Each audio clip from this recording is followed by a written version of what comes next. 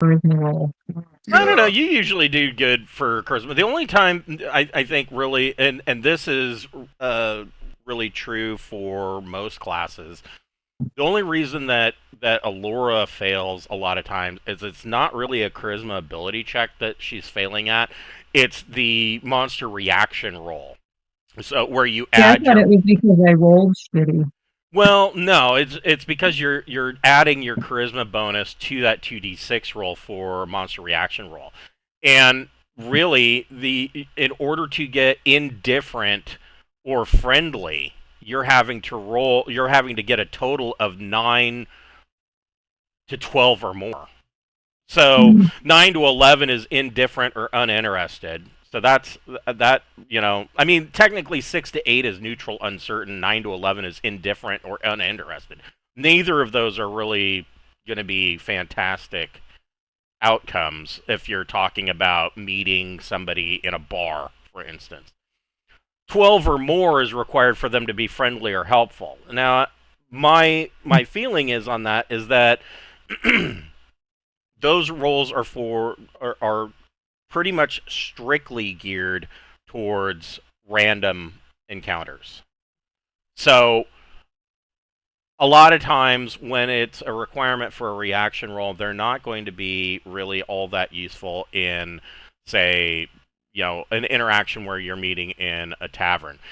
I think really you're probably wanting something more like the retainer hiring rolls where you can add your charisma to the 2d6 roll. And in that case, 6 to 8 is a roll again, and 9 to 11 would be offer accepted, and 12 or more is offer accepted, and they're very loyal. So I think that table probably fits more for those kinds of interactions. But I really like just making a charisma ability check because, Alora's charisma is super high. So, well, we'll probably be leaning more in that direction because I've been giving that a lot of thought too. Anyways, welcome to Braunhaven. We'll be picking up where we left off last week. We're going to be picking up with Boorman, who is invisible and is infiltrating Fort Weimar in the small mountains of Smuggler's Cove Island. And where we left off, he had met a elven or half elven bard named Phineas, who he left on the beach, and he has gone all the way up to the very treacherous mountain trail to Fort Weimar, and his goal is to make it down into the Bailey and get to the Lord Commander's manor, which is down here. He is wanting to, excuse me, he is wanting to go down there so that he can basically steal everything that isn't nailed down before making his way down the central spiral staircase that leads down into the mountain, into a seaport cave that the pirates use for the fort. And basically, it is the Pirate King's private cave, and his war galley is down there. Meanwhile, we have, of course, Peppermint, Mavis, Jackson, and Dentry, who are on the second floor of the Grand Vestibule. They are, I think we left off with you guys taking a nap, I believe. You guys were going to take a small break and try to recover some hit points. I know Jackson was a hurting unit, and so they are attempting We did to. all this other stuff and forgot to heal me. We've done all these things, and I've just been sitting there walking around like, "Hey guys, Yeah, so I you've got got this wound in nothing my but like leg." natural healing, and that was about it. So yeah, they are attempting to, you know, take a break and get some rest. But before we get started, we would like to thank a friend of the Greenwater Guildhall. None of these are sponsorships or partnerships of any kind. They are just products that we really like. And today, we would like to thank Fable Beard Company. Fable Beard makes wonderful beard products such as oils, balms, butters, beard wash, co-wash, all-natural deodorant, and spray-on colognes.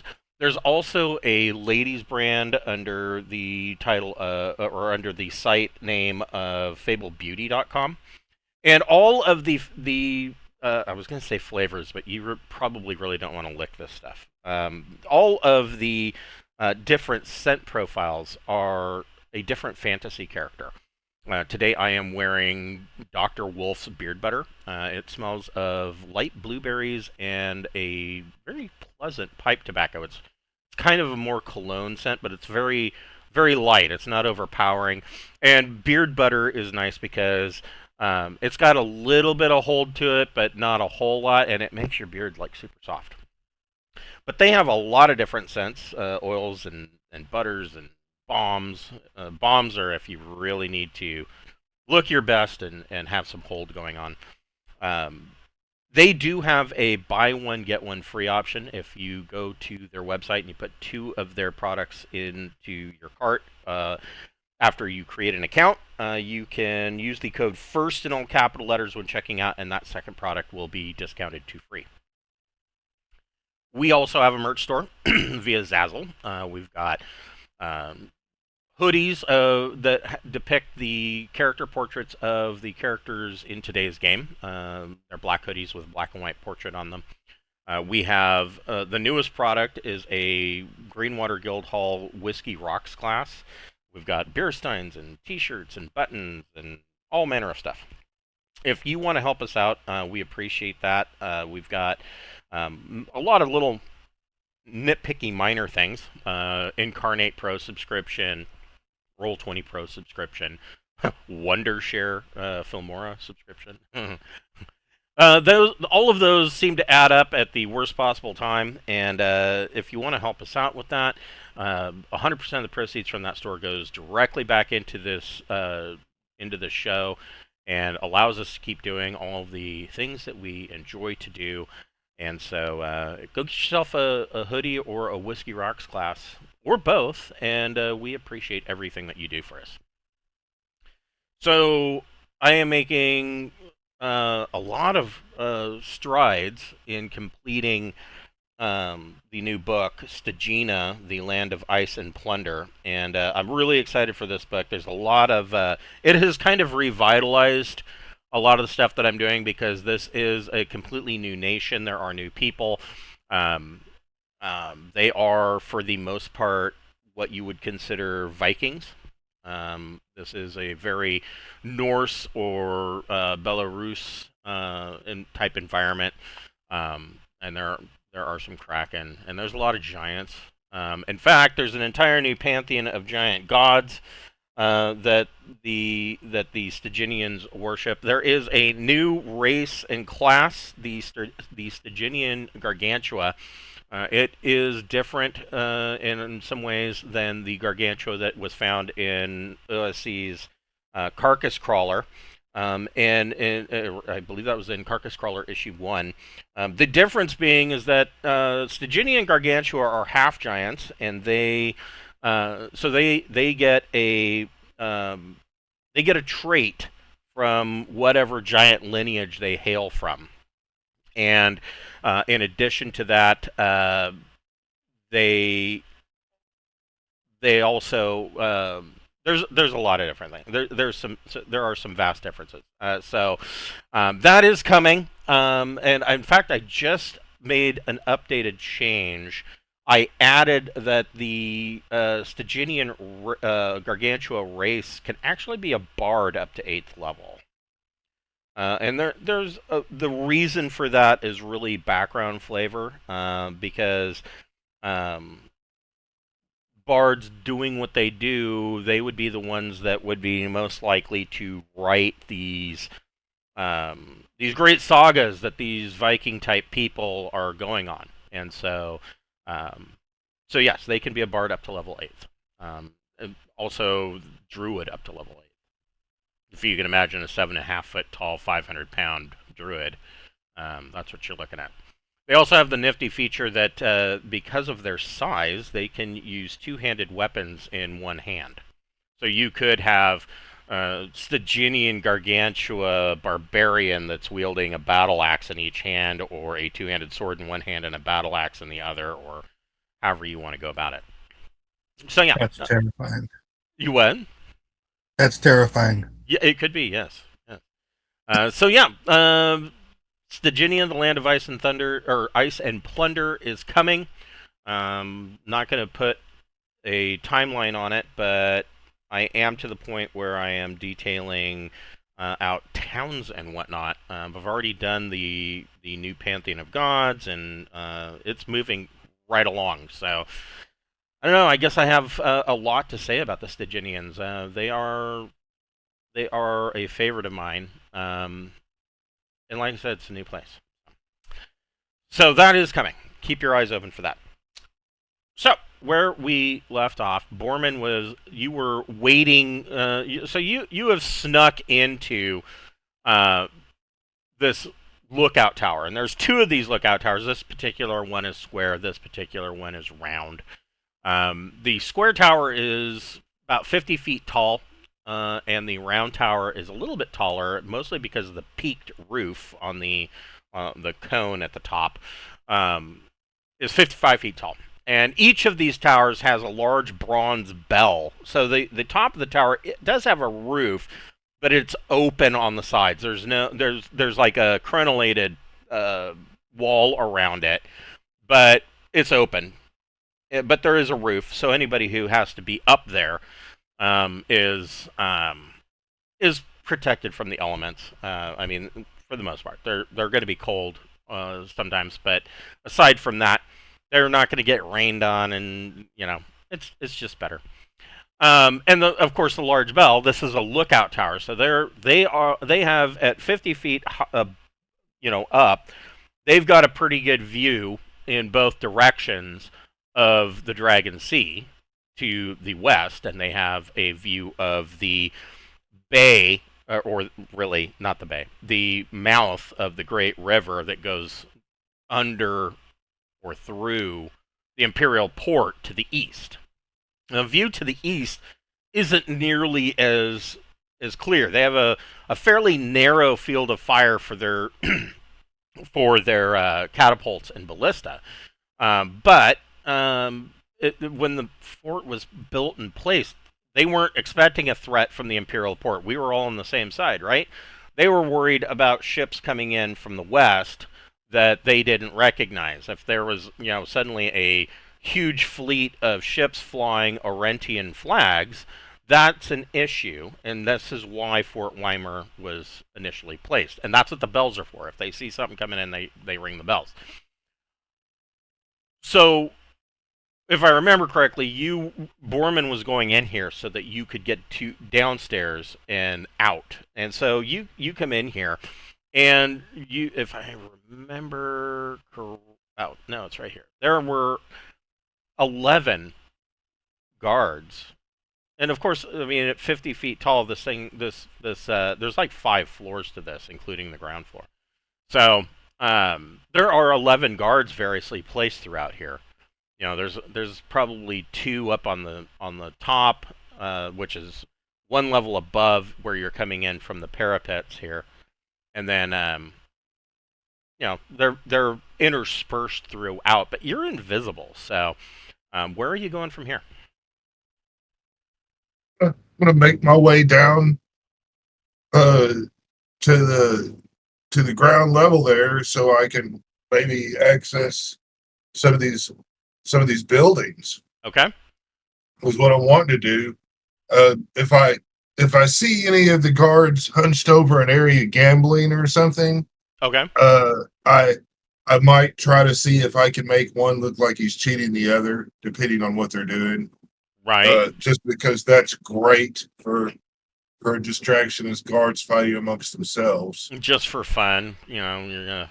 Yeah, totally but I mean, yeah, I really want to stay as low key as possible until I can hit my big lick. I'm thinking, God, pirate estate. There's got to be a nice vault in here. There's nobody to talk me out of it. I've got to take advantage of my opportunities. That's nobody to talk me out of it. True. I mean, potentially. So, you make your way, down the stairs. Make a make a dexterity ability check. Yeah, I did. Score of a one. Yeah, So there you you go. smoked that. So there was a couple of cases where you flatten yourself against the wall as a guard is moving up and down the stairs, and you make your way down. Nobody has detected you. You make your way down, and you come out here, or actually here, in the upper bailey. Where would you like to go from here? I can't. Well, That big, so the this big is fancy house right there, right? That's okay. the one that looks like where my Phineas told me that that's the place. I can tell you what you can see from here, though, which might be of assistance. So,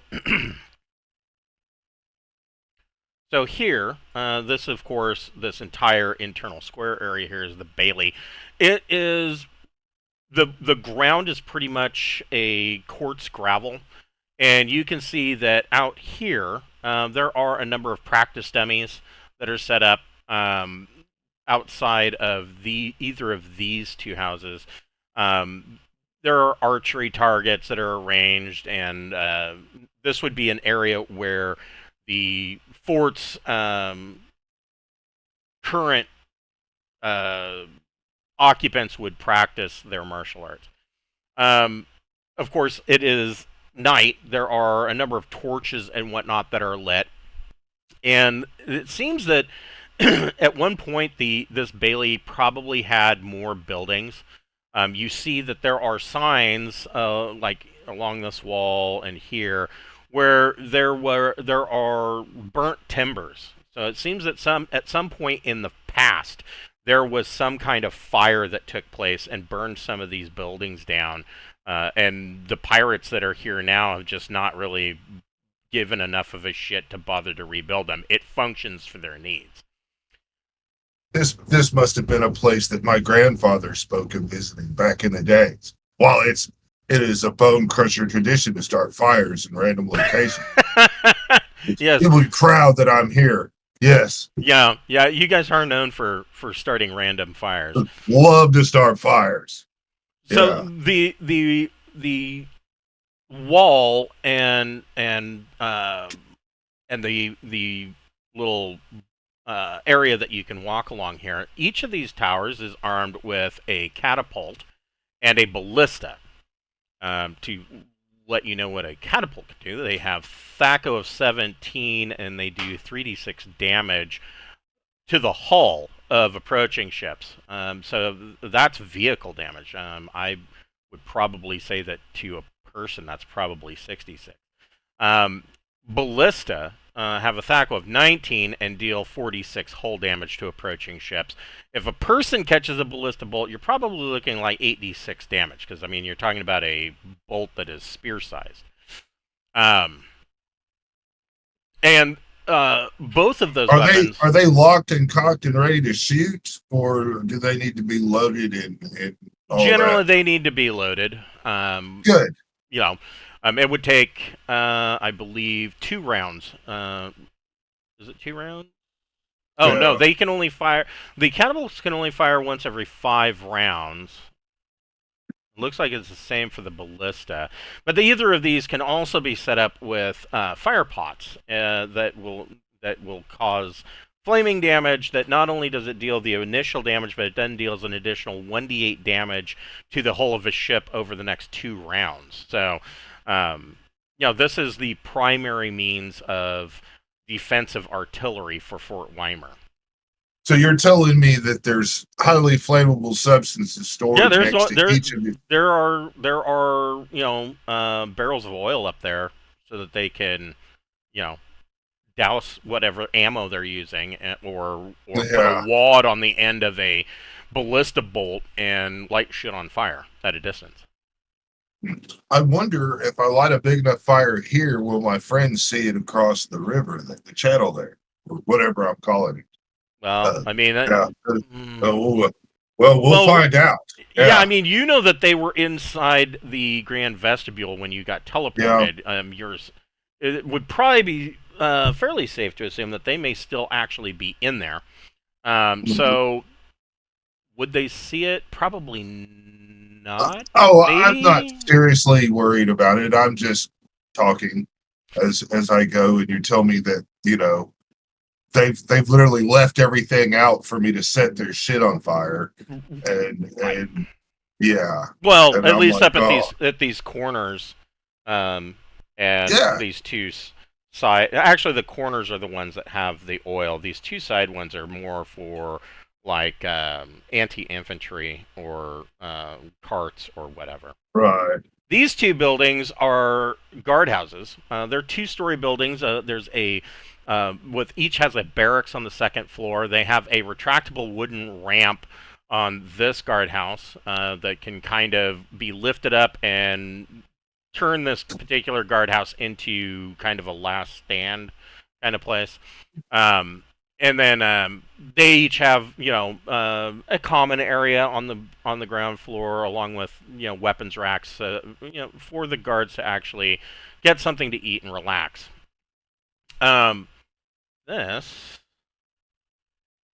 what I'm thinking I'm going to need to do is I'm going to need to break into this guy's house, steal his shit, then go back up to that to that rampart area, and then take my knife and weaken all their tension cords on their catapults and ballistas. So if they put tension on it, their shit pops. well, keep in mind, in order to do that, you would have to go back up. Well, I mean, Yeah, but I you're gonna have to go back up there there. anyways. Yeah, yeah. So I'm thinking that's going to be my orders. I want to steal shit from this house, and then I want to go sabotage all of their anti-vehicle stuff, and then make my way down. In theory, if I work this right, I can get to their warship, summon my party in, and we sail away, and they can't shoot at us. Right. This And building, steal their warship. this particular building right here is set up as kind of a mix between like a large inn or manor and like it's been built up around like a Viking long hall or fest hall. This was considered a guest house. It also has servants' quarters for squires, stable hands, smiths, and other people. And there are four. The house or the hall has four guest rooms, and there is a large feast hall in the center of it. And this was basically for any dignitaries or whatever that were joining Fort Weimer. Today, it's it's used by pirates, so it could be used for anything. I mean, they might bring, a couple of the prostitutes up from Pilotsville down at the bottom of the mountain, and they can sleep in here, and it's for officers. Anything could be used for this, or perhaps the pirates sometimes do have guests. Whatever. And then, of course, back here you have, back here, I think. No, I'm sorry. This here is a stable, and there are a number of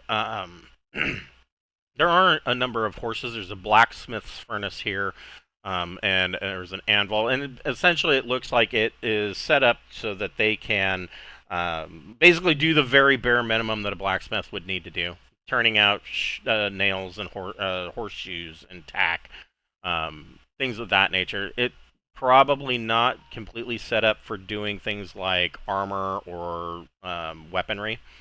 And so that's it. They do have a couple of horses. There are like 4 horses in there. And you also note that under here, there is a side entrance here and a side entrance here. And there is another gate here that leads to the southeastern entrance of Fort Weimar, and down through a narrow valley that goes to the east side of Smuggler's Cove Islands. And this path really seems a little bit easier as far as terrain goes, because the other path, you have to go up that 3-foot wide crumbling path up the side of the mountain. This one, I mean, it's steep, but at least it goes through a grassy valley, but it seems like it is very, very rarely, if ever, used, except for maybe hunting, for hunting parties.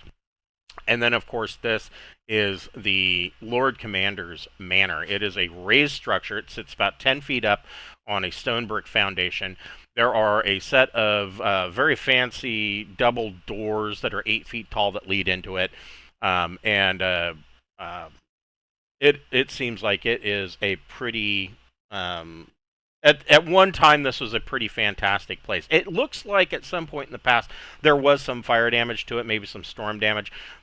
For this building, the pirates have spent some time doing a little bit of ramshackle repairs. But aside from that, it's still probably the nicest building in the entire fort. It's the building I want to go into. Okay, so the double doors, of course, are here. We're just going to place you there because I don't have an internal map. Yeah, there are these two large double doors that lead inside. You also see that there's a side entrance for, apparently for like, it's on the ground floor, for like a servant's entrance. That's what I want to check out first. Okay. Make a wisdom ability check. Whoa. Okay. My wisdom is 11, and that does not. Yeah, nat 20. That ain't Uh, nobody gonna get that. Well, because he didn't make it either. So you go and you decide that you're gonna go in through the servant's entrance, and you just as you're testing the door to see if it is locked, you go to pull the door open, and the door comes open because somebody on the other side decides they're going to come out. And of course, you're invisible, and the door goes right into you, and kind of knocks you back, and you fall down on your ass. And there is a servant kind of dressed in, the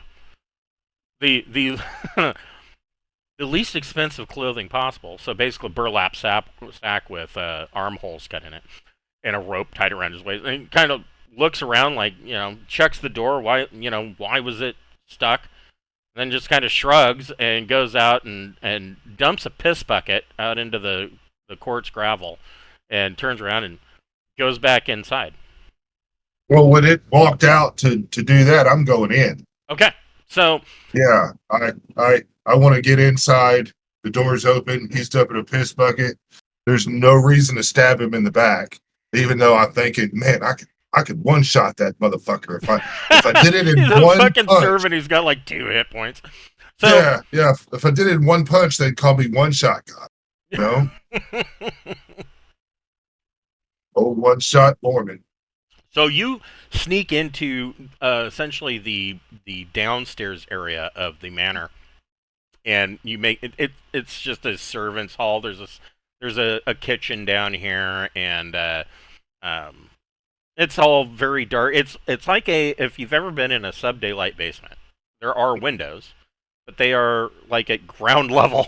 So, But there's a kitchen here. Yes. You said. Yes. And so I'm thinking there's a stove with some kind of a venting There is a stuff coming. There is a kiln style baking oven for making bread and things of that nature. And you see that there's a number of kegs of ale sitting around, and Yeah.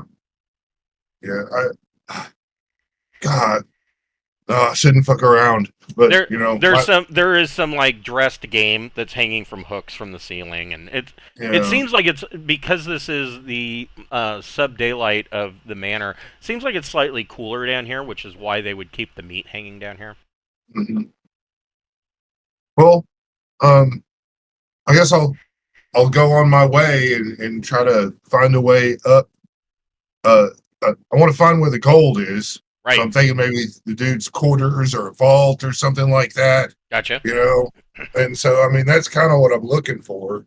So you make your way up this narrow set of servant stairs, and you sneak up to the main floor, and you can see that at one time The main hall of this manor is at one time was, well, I mean, it's pretty fantastic now, but I mean, at one time this was a really nice place. It would have had accent or like brass accents on all the doors that are now kind of tarnished. You could see that the floors in here would have been highly polished, and but now, of course, they don't care about doing that level of stuff. But now, hanging from the ceiling are brightly colored silk cloths, and there's it is set up like a den of inequity for a pirate. The central part of the building is a dining hall, and there's a long fire pit in the middle of this dining hall. And there's a number of benches and seats and tables that are set up along this long fire pit that's in the middle of this hall. And at the far end of the hall, this end, there is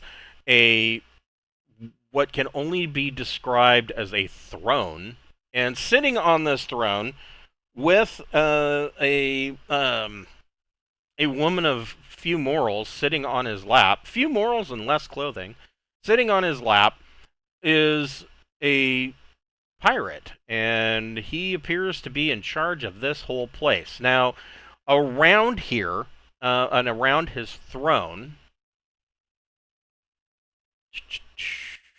I need to see what his thingy is.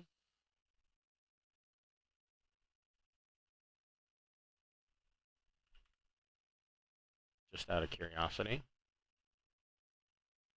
Around his throne, you can see that there are small iron lock boxes and sacks of gems and jewelry and coins spilling out of them all around. It is a it is a type F table. So around an average, and this isn't saying that that's what's there, but on an average, type F is going to deal about 7,700 gold pieces. And this is sitting all around him, and he's kind of canoodling with this prostitute, and he's got her on his lap, and in his right hand he has a tankard of ale, and this would be Lord Valius Garum, who is the current pirate king of Fort Weimer. He's really paying a lot of attention to her? Yeah, he's paying a lot of attention to her. Make another wisdom ability check. Jesus. Oh, fuck you! Yes, he is. That was my sneak attack. He is paying a lot of attention to her, and drinking this tankard of ale. Yeah. And he's setting it down, I guess, as he's playing around. He's kind of like, I don't know. You're not sure if this is pillow talk or foreplay. So, I mean, they might have already been done, and now they're, just being cutesy with one another, or maybe he's trying to convince her to not fight so much. I don't know. But she's sitting on his lap, and she seems to be playing along. And, in his hand on the armrest of the throne, he's got this large tankard of frothy ale.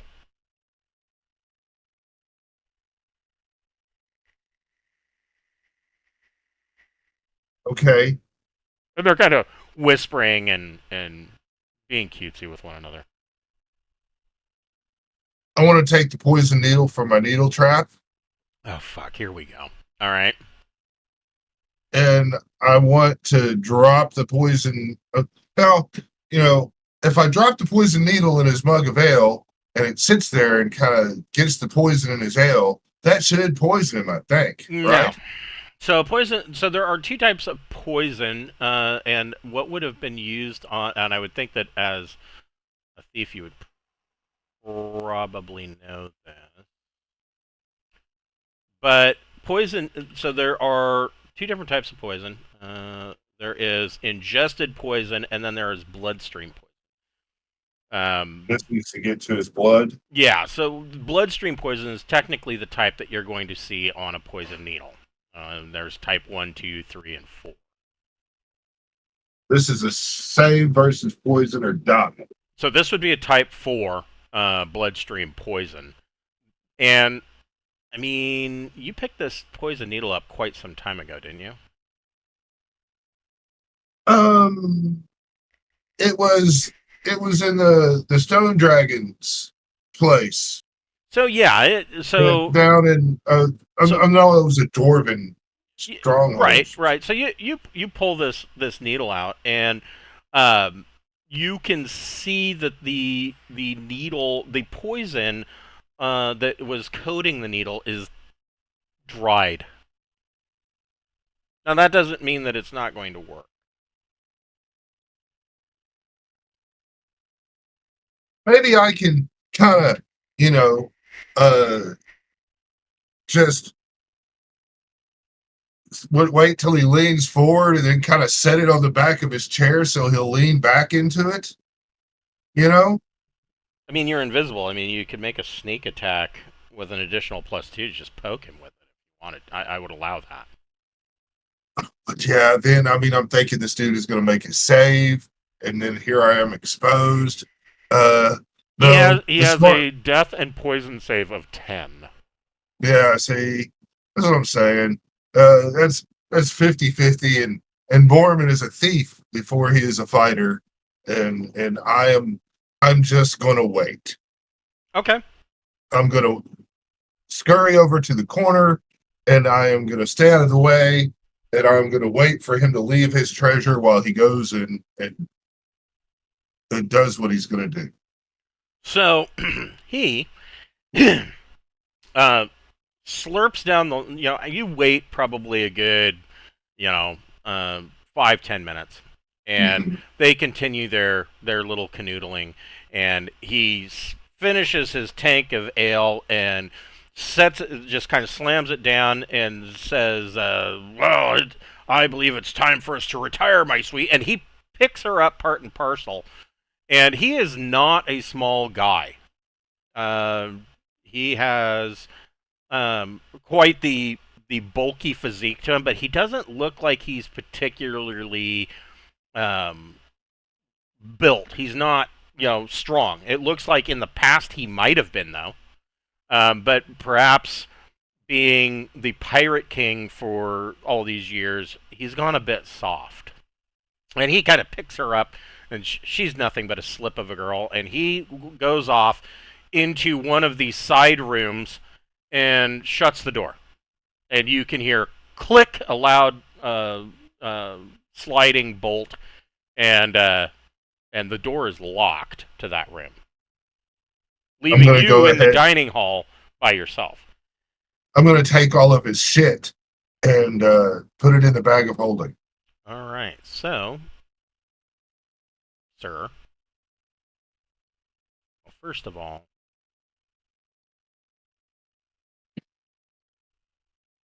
I'm going to grant you some XP for dealing with him in one manner or another. You didn't kill him, but you adequately dealt with him. And next, you're going to get some rolls. So, make a percentage roll. 27. What does that come up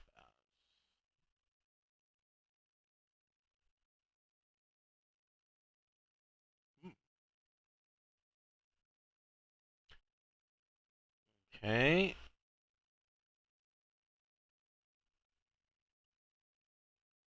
See, the graphic is cockeyed. Yeah. Yeah. I'd be. I hear you. No, you got it too. You get 1,000 platinum pieces. 1,000 platinum pieces. Okay. Mind you, I don't know necessarily what's in all these. Want me to write these down instead of you?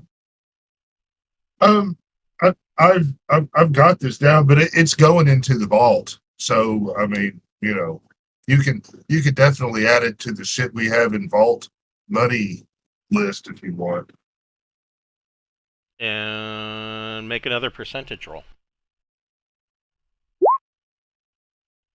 77. Nothing on that one. Make another percentage roll. Ooh. 4. Okay.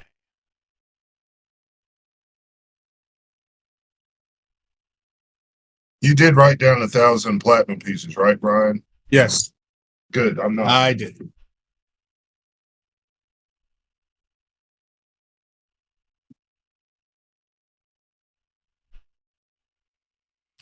You find a platinum and gold bracelet with a number of gems on it worth 1,200 gold pieces.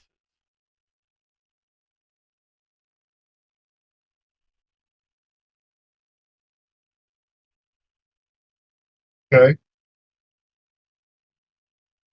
Platinum and hold on. Then gold bracelet worth 1,200 gold pieces. Yes. Okay. Make another percentage roll. Low. Ah, bullshit. 80. No, nothing on that one. And another percentage roll. 42. Yeah. Okay.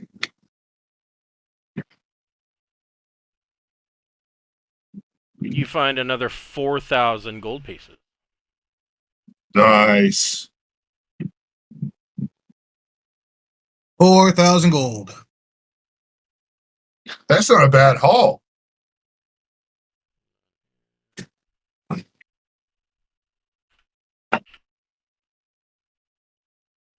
I'll have to empty my bag of holding soon, but you know.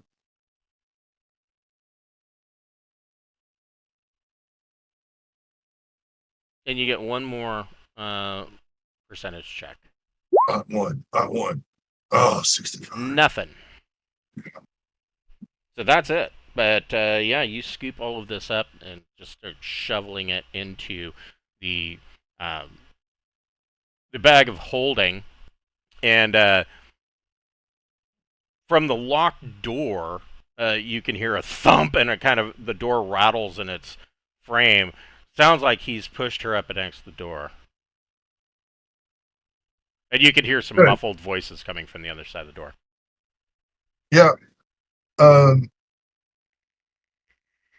gonna go ahead and leave. What I'm gonna do? I've done my job here. I hit these motherfuckers for a lot of gold, and now it's time to go take their to take my exit.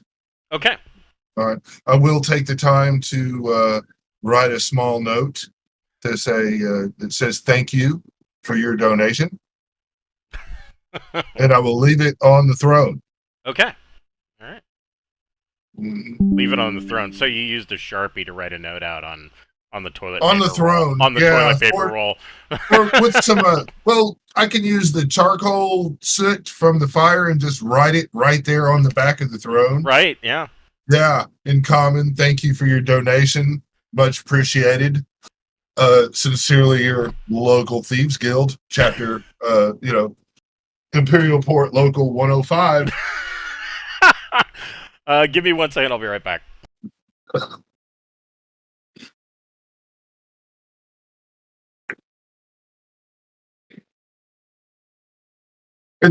It's important that you let him know that they were hit, so he doesn't think that he misplaced his stuff. See, that would have been rude to make him wonder. Well, did I move my treasure to the other room, or did I get ripped off? And you don't want to tease somebody with hope like that. That's mean. You're increasing the reputation of the Thieves Guild by missing stuff, too. Well, Maybe I'm they not a can member. also a support group. Yeah. Victim. Yeah. I really wanted to try to yank that guy, but I'm like, damn, man, I'm back here by myself and I'm in my leather armor. Ugh. I don't know about that. Yeah.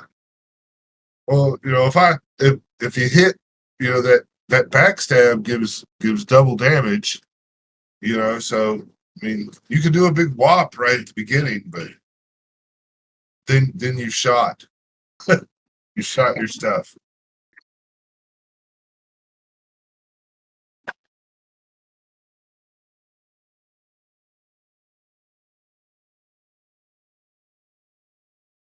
Okay, so when you get back, we're not messing with that door until we like really know what we're doing. That's crazy. I think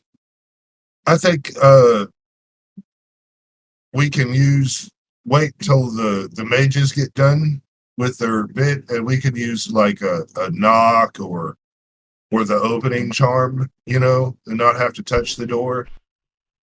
I hope so. Yeah, Okay. and then you got that one medallion thing that could open the door. I mean, Maybe yeah, if that's what it's for. All right, Yeah. so you are making your way back out the way you came in, or are you going out the front door? Oh, I'm going out the way that I came in. Okay. And then where are you going from here? I'm gonna go all the way.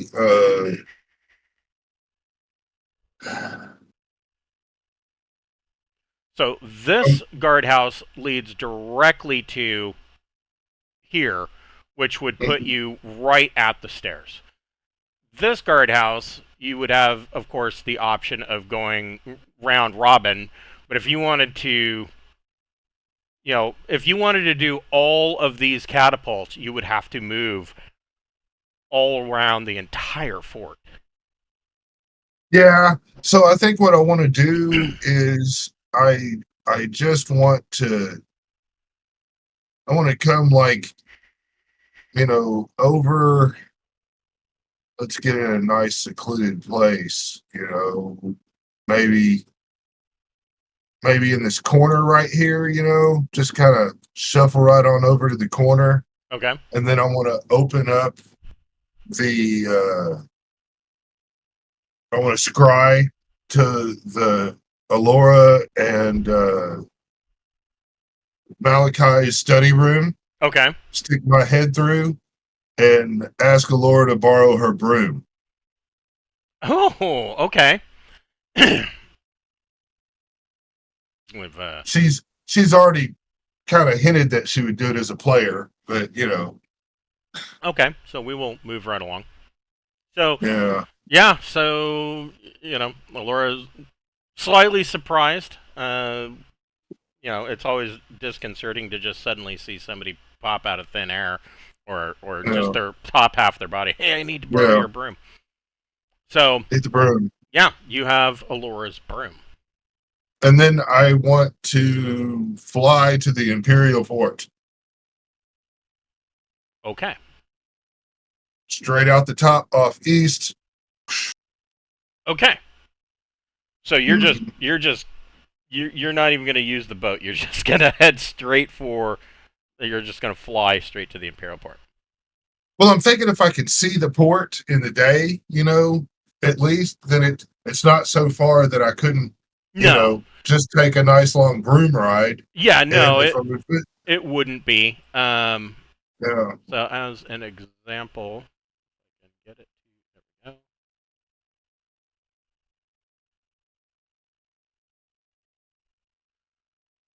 So you are currently like up here. This is the southeastern valley that I was talking about that leads down to. Oh, yeah. It's a nothing region.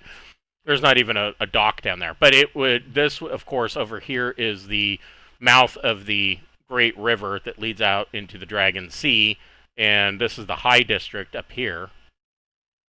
Docks right. So I could fly just straight to the University District. And everything's closed, but I could fly straight to the brothel. You could. Yeah, and that is what I will do. Okay, so you're heading straight back to the Merchant District to Le Brothel. Right. I borrowed your broom, Alora. Like, yeah. And so I'm flying to return her broom. That is the right thing to do. So then the question that I have is, and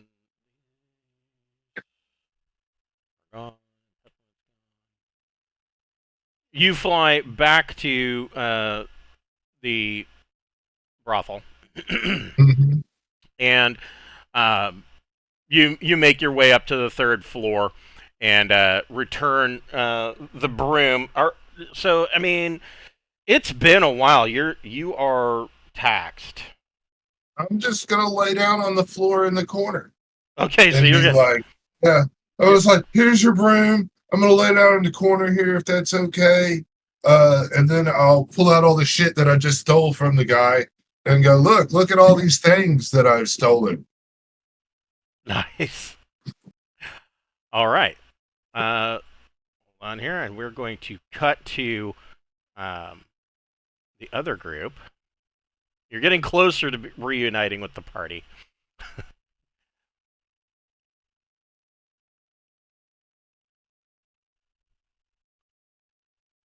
I'm gonna take my headphones off and eat my Sonic burger that just arrived You because go it was for it. perfect timing. You Yeah, go for it. and I'm out of the game anyway for a minute. Yes.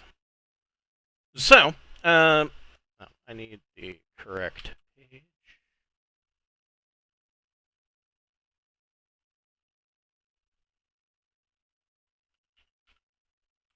And the correct map. That helps.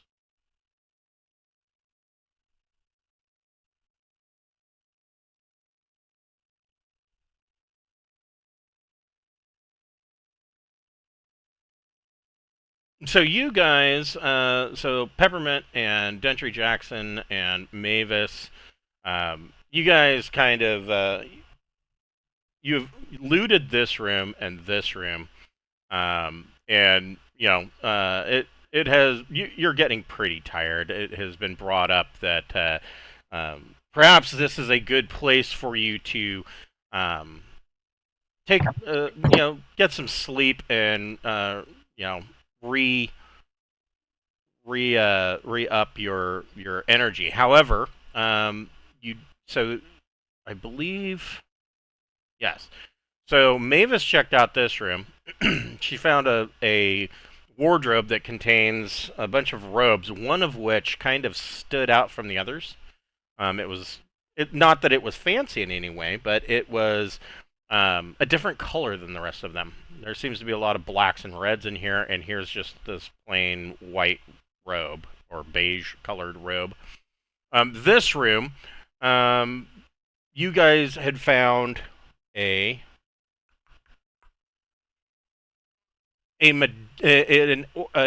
ornate silver medallion ringed with arcane symbols that Mavis kind of looked over with the hat of languages and read magic, and she determined that these arcane symbols, are related to a knock spell.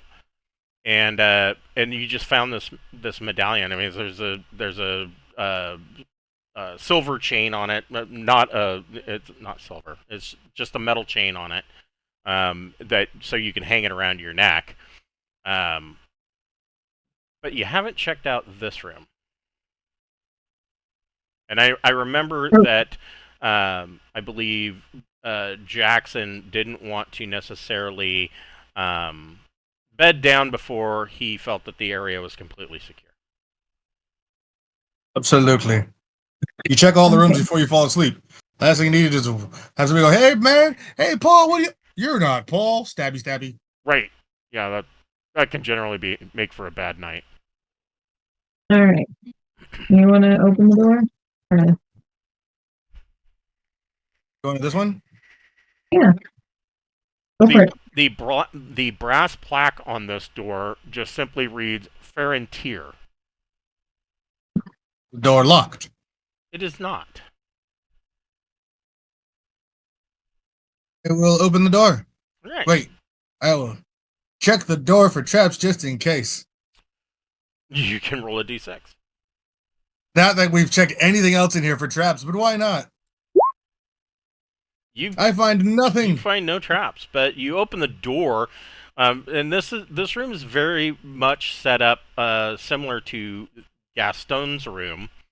And there's a neatly made bed. Looks like somebody is so neatly made, and the corners are tucked so tight. It looks like literally somebody went over this bed after it was made with an iron. It is that smooth and neat. And you see that there is a bookshelf over here that contains a number of mundane texts, on magical spell creation and magical theory. However, you do see that there are 3 scrolls in this bookshelf as well. I'll check them out. So of these scrolls, I'll roll the book.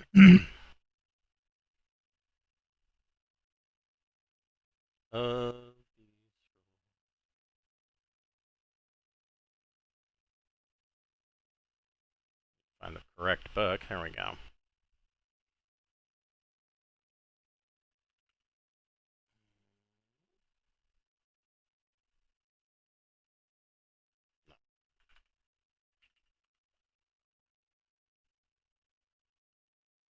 You find a scroll of phantom armor.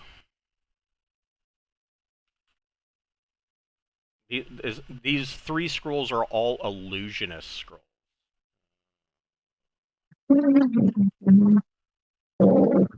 Phantom armor. Show you what phantom armor does. Actually, kind of cool.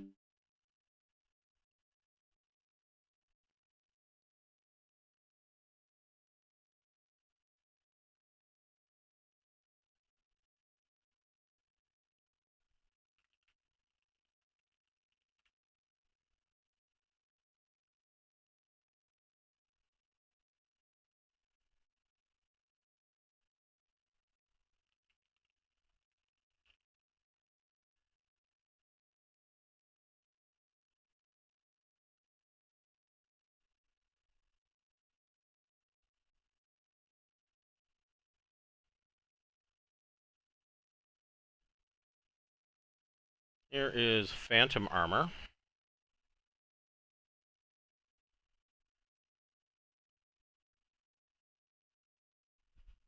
And that's a first level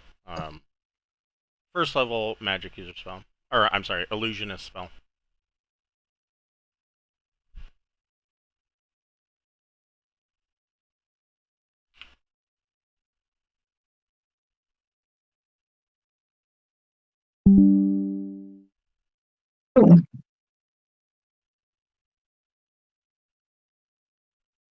The next scroll is a 3rd level illusion spell, illusionary script.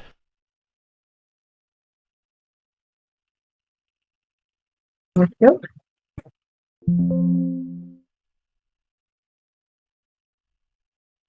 And eat. Looks like eat.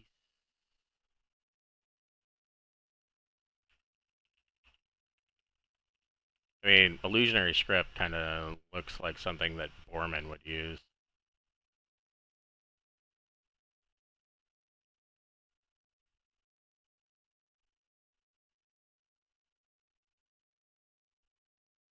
And it's a permanent spell.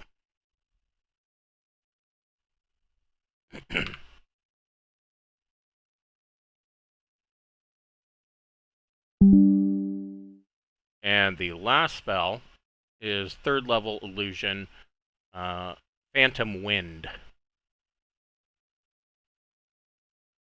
12 rounds. Holy crap.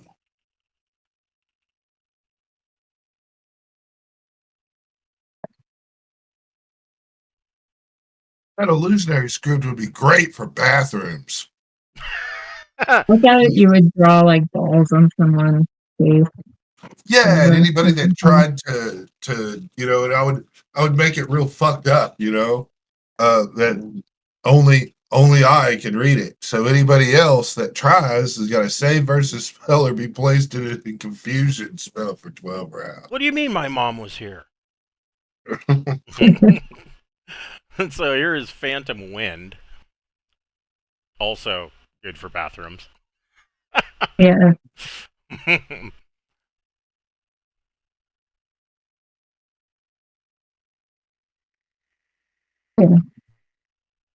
Oh, that would be really good for both. All right. Mhm. So those are the 3 scrolls you find. Aside from that, you don't really find anything else that's of interest in here. I think we should all sleep. It is fairly obvious. Fairly obvious to all of you that whoever Ferentier was somewhat obsessive compulsive. Like everything in here, everything has its place and nothing is out of place. The room is excessively neat. Mm, At the same time, though, it doesn't look like anybody's been here for ages. And ages and ages. Should I? Let me see. I got one more cure serious wounds, and then we could try sleeping. Get spell slot back and stuff.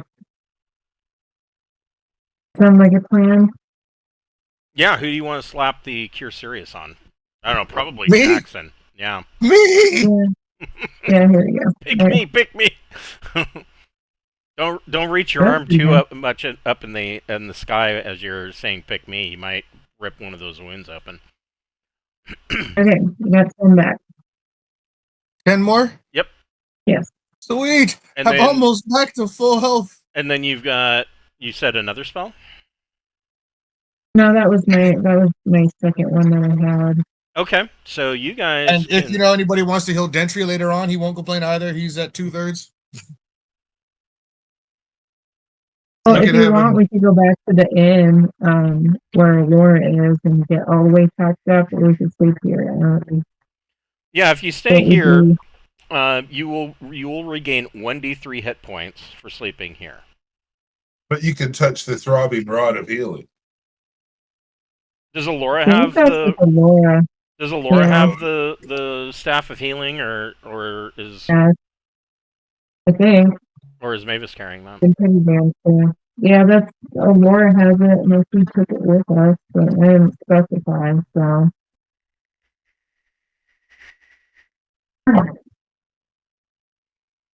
Yeah. Maybe we would you should go back and get more prepared. What do you guys vote? Would we have to like sneak back into this place or whatever, or did we sneak in here the first time? You Well, didn't. we You didn't don't see have the- to sneak in. No. Yeah. Oh, And we just went up the stairs. I mean, I mean, out of the who Grand has Vestibule, mend? Which you- one of you has the spell mend? It's, I think it's Mavis. it's Laura. Damn it! Ah, Because you know I kind of broke a door a little in my eagerness. Instead of be like, hey, can we just open this another way? Dentry's like, I don't care. Kick. so Okay. the only part of the Grand Vestibule that you haven't explored so far is the 3rd floor, which is at the top. It's almost like it's an open, crenellated kind of tower roof, which is, of course, at the top of these stairs. Or I mean, like I said, you can go back to the inn or back to the brothel if that's what you choose to do. And Are we like nighttime tired or like we need an hour rest tired? probably closer to like nighttime tired. And maybe what we day should are go we back in our with- 7-day? It's I at don't this know. point it's starting to get dark outside. The sun is starting to set. Where are we in our 7 days? At this point you are like on day 3. Oh well, we still have a lot more to go. Well, I mean, so if you were to make your way back to the brothel or sleep here, either way, if you sleep, it will be day 4. I'm only thinking, okay, because I probably shouldn't have broken that door then. Because people saw us come here. You know, we're kind of loaded. If we need to fix the door, we can pay for it. I don't think it'll be that big of a deal. I think we should go back to the inn so that you can heal up more because Sure. it's way more limited what we can do here. That's my vote. I support that. And we can lurk at the 3rd level another day. Okay. Yeah, maybe once Boorman is reunited with us.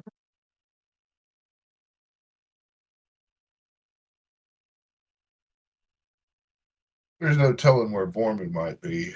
He's crazy. True, but you figure that we meet up back at the inn probably. Mm.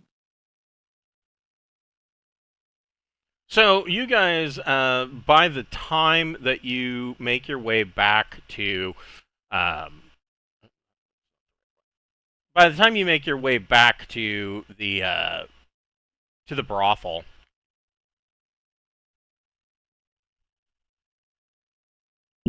things have kind of settled down a bit. You know, there's still Madame Bussard is still in her office, kind of dealing with the her burned out furniture and office, kind of picking up and trying to clean up as best she can. The rest of the guards around the brothel are, of course, doing what they can. And they have, because of all of the cleanup effort that's going on, they've only got one of the elite bandits is stationed at the top of the stairs on your floor. And as you guys make your way up, it is already well past dark. He says, "Oh, good, you've returned. Your friend has returned as well. He went into that room there on the end," and he just points down the hall. And he says, "I'm up here to make sure that that you're all kept safe. You know, we don't know how that fire started." Thank you. Find out what happened to Boorman. That's pretty crazy. So you have made it back because you have, of course, a witch in your midst. Everybody can roll a d6. Who needs it for regaining hit points? I'm good.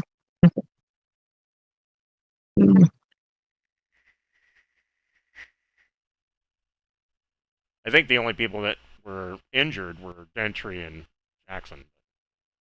Yeah, they were. Leading with their chin again. Yeah.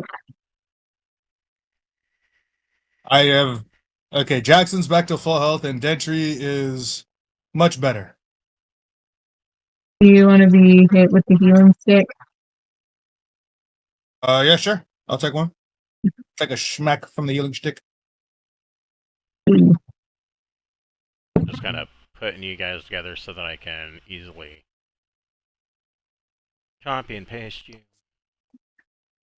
Sweet.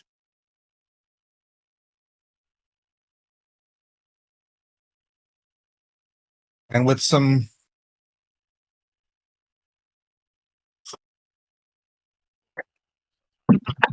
So, so the party is back together, and you can, the following morning, you guys kind of wake up, and Boorman has returned. I'm sure he tells you of his adventures of being teleported to Smuggler's Cove, which leaves, of course, the dangling thread of Phineas. I mean, you could use the mirror, of course, if that's what you choose to do, to drag Phineas over here to join you as well. I don't know what you want to do about that. Man, You had a picture for Phineas, didn't you? yeah, I sent it to you, but I kind of want to do it all that, but I don't see why Boorman would bring him in. he's just a guy that he met in a thing, and True. and so if we run across him again, maybe so. But I mean, it's not like I really made the character. All I did was generate the son of a bitch. Unless people think that we really need, but I don't know. We just got peppermint in, and that's Sure. Okay. let's just keep it at that. To explain how I got another person that the guards and all that didn't see. That's just God. That could I'm not even potentially going be to a pain in the ass. You're right. Yeah, I'm not even going to discuss Phineas to the thing. Well, I will. I will go ahead and I'll let him step through the portal, but I do it someplace kind of in an abandoned shack or something near here, Okay. and I'll offer him his freedom from the island. He did give me a good map, and I'll give him 100 gold pieces for the information. Okay. So you can write down on your Phineas character sheet that he has 100 gold. Yeah, He and thanks I you. will. Yeah, I will set him free into the wild. Okay. Yeah.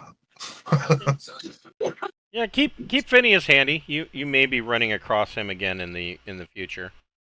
If we run into him again, then I know the guy and everything else. That's pretty cool. Yeah. But I'm he did help me out, so I'm trying to get him off the island. I would hate for him. I mean, he was a loose end, so I mean, it was either kill him, get him in the party, or get him away. Right. And Boorman, had already done an evil act by stealing, so he can't double stack the evil acts unless you go to a chaotic. Is stealing considered evil? It's not like you were stealing from the orphanage. I mean, it's really reparations. Yeah, I would think people it'd of be. my class have been. I would think that would be more of a neglected. redistribution of wealth. Yeah. Yeah, people look bad upon thieves for some reason, and we've been treated as second-class citizens for all these years, and it's really good that we get some of that payback, because we would be living much better off if people did not oppress us like they did, jailing us and hanging us and killing us for no reason that we can see. I mean, So everybody gets 1d6 worth of hit points back, and you can, you wake up the next morning, you can make your decision on where you would like to journey from here as you have a meal downstairs in the tap room, breakfast, and you can see that around the tap room, you can see Madame Bussard continuing to kind of do her investigation. She seems really perturbed about everything that has transpired over the last 24 hours, and she is attempting to do enough cleaning and whatnot to make the brothel presentable for clientele. I mean, there's no harm in asking her if she found out what happened. She said she is not sure what has happened. She says that clearly this fire was clearly and quite obviously not accidental. That there was a theft of something of great value taken from her, and that she is taking all steps.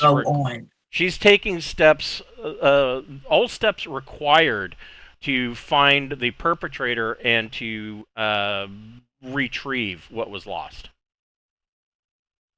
Well, I might tell her that, hey, that's a pretty intense bit. There's no way anyone could have done that by themselves. No common thief could pull that off without help from another person or 2 or 10. That's why, was there any word from the Thieves Guild? Did they have anything to say? She says that no, she has discussed it with Mr. Marsden, who is the leader of the Thieves Guild, and he has no knowledge of it, although he is now equally upset with the matter, because that means that there is a thief operating in the Imperial Port that is not sanctioned or part of the guild. And of course the guild would not ever have sanctioned such a course of action on Madame Bucerds, since Madame Bucerds is very tightly knit with the Thieves Guild. I mean, she provides them with a in air quotes, needed service. And so, not to mention the fact that she is a member herself in good standing. And so she, there is concern from Marsden, the guild leader, that there is these bad actors operating in the Imperial Port. And so now the entire Thieves Guild is looking for this individual or individuals. Wow. Boorman, you should make a charisma ability check. Fuck yeah, I did it. I got a 10 charisma. Okay. So yeah, she says anyways, that's really, I mean, thank you for asking, but that's really, you are well paid guests of the brothel, and this is really none of your concern. I apologize that this kind of tomfoolery happened while you were present in my establishment. Well, I did feel the need to go deposit my family jewels somewhere. I tell you that. I didn't want to just leave them laying around.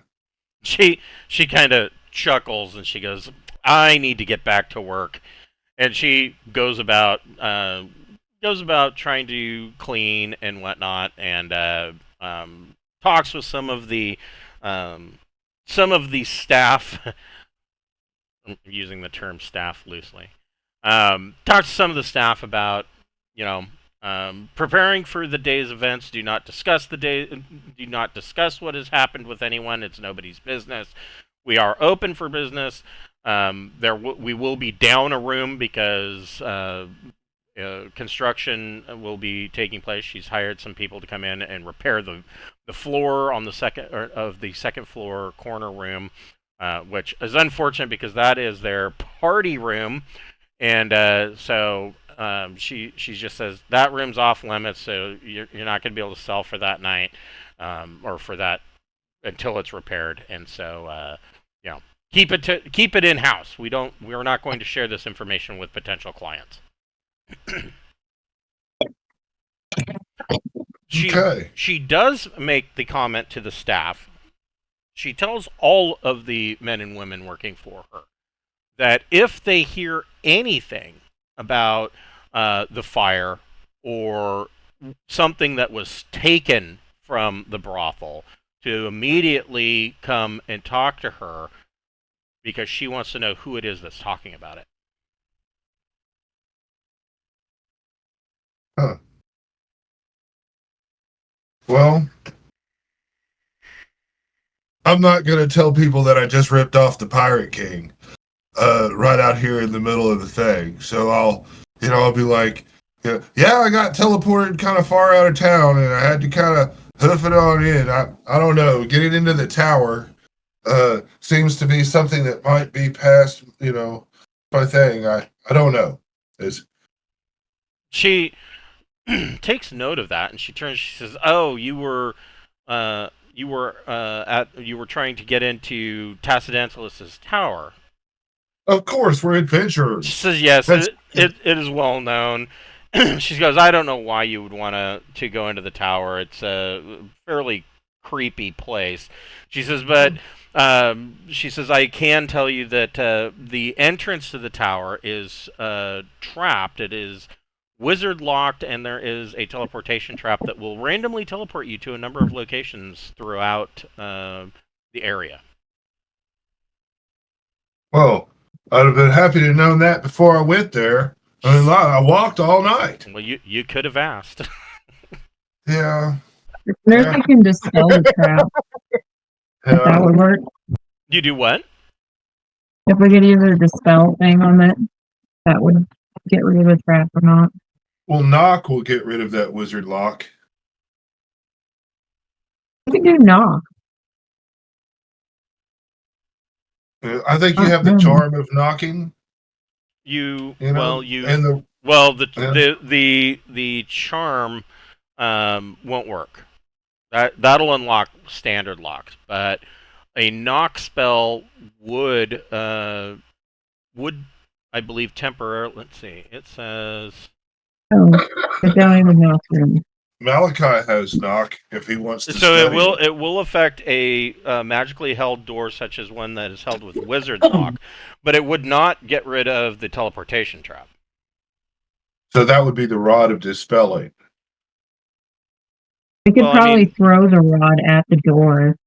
So dispel dispel magic would likely cause the teleportation cube or cause the teleportation trap to be it would be disabled for a certain number of rounds. But I mean, you guys are really going about this the hard way.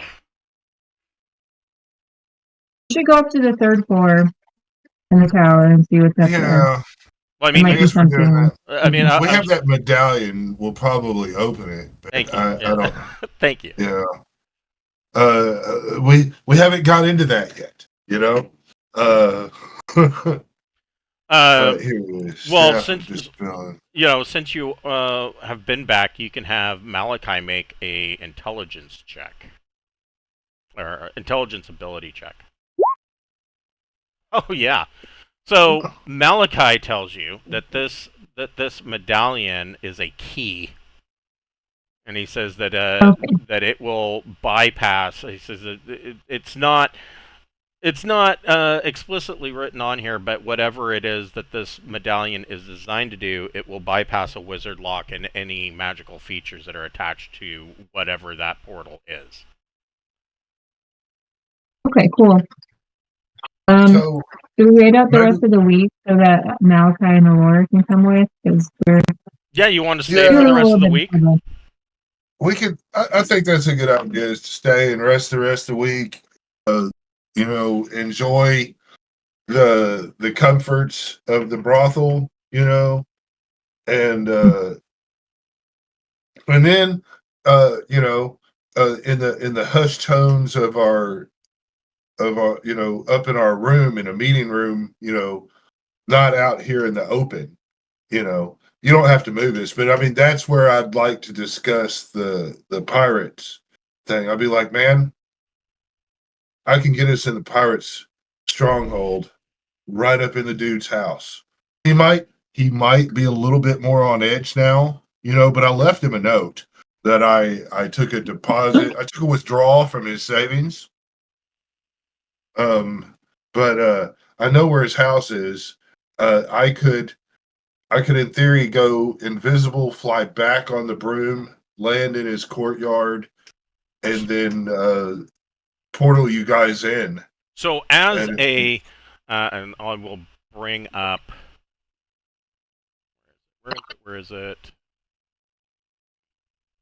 I'm just laying out I options. guess I don't have a whole thing, but maybe I. No, I don't. So just a recap. I mean, we almost kind of need somebody to keep a journal for all of this. So you talk to Captain Thaddeus, who runs the Singing Mango and Pig Tavern. Yeah, he wants us to take that over. Yeah, he used to be the pirate king of Smuggler's Cove, and Captain Thaddeus was deposed and basically kicked off the island.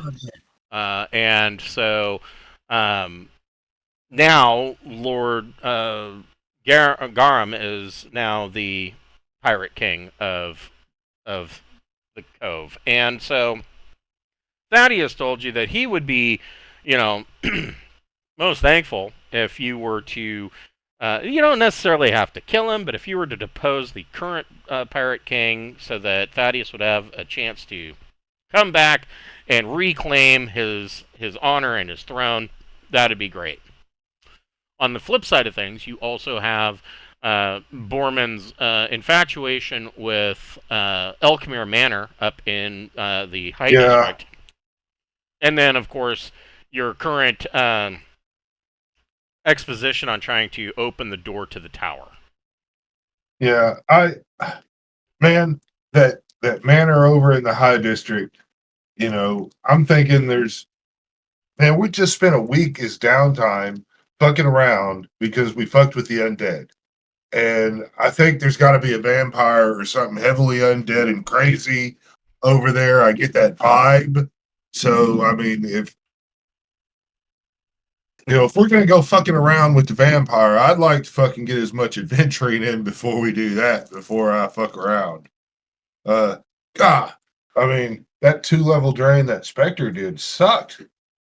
So Yeah, so as a reminder, at the end of this week, Malachi would get his spell scroll that he was writing. Yep. And of course, Alora gets the benefits of the book she's reading, and then the book vanishes from sight. Or the weekends, can I try and like dip out and go into nature and try and get a companion? Got several days. I mean, I think you'd be able to, right? So I feel like I've got the level, I can do the thing, but we've been stuck in this town and in sewers the whole time and haven't had a chance to get a companion. Yeah, I would say that over the course of 4 days, you could go out and try to find a companion. Let's see here. Yeah. I hope you find a good one. That would be awesome.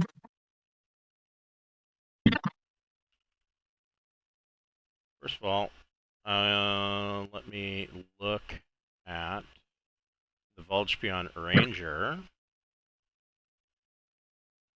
Where did I save that file? Oh, here it is. It says, what did I put down?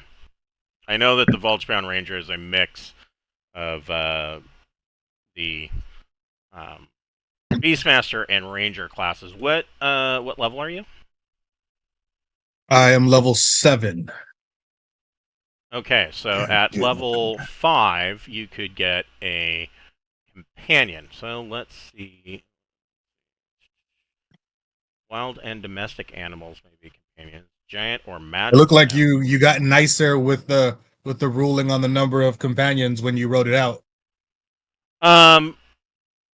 Well, I mean, this is straight from Beastmaster, so I mean, yeah, you can have up to 1 animal per experience level, and hit dice. The hit dice of the companions cannot exceed your character's experience level. So you basically have a hit die pool of 7. Right. And you can keep getting companions until Up you to use that up total. your 7. Essentially, Yeah. yes. Essentially, yes. So I could have like 1 epic or like 2 or 3 smaller. There's also depending on what you come across, I'm sure. Right. I mean, yeah. Of course. Right now, I was hoping for some form of bird. Just something a little bit more simpler. Are you going to teach it to do get us going? flips? Huh? You going to teach it to do flips? A bird? You got to flip the bird, man. Ah, you son of a bitch.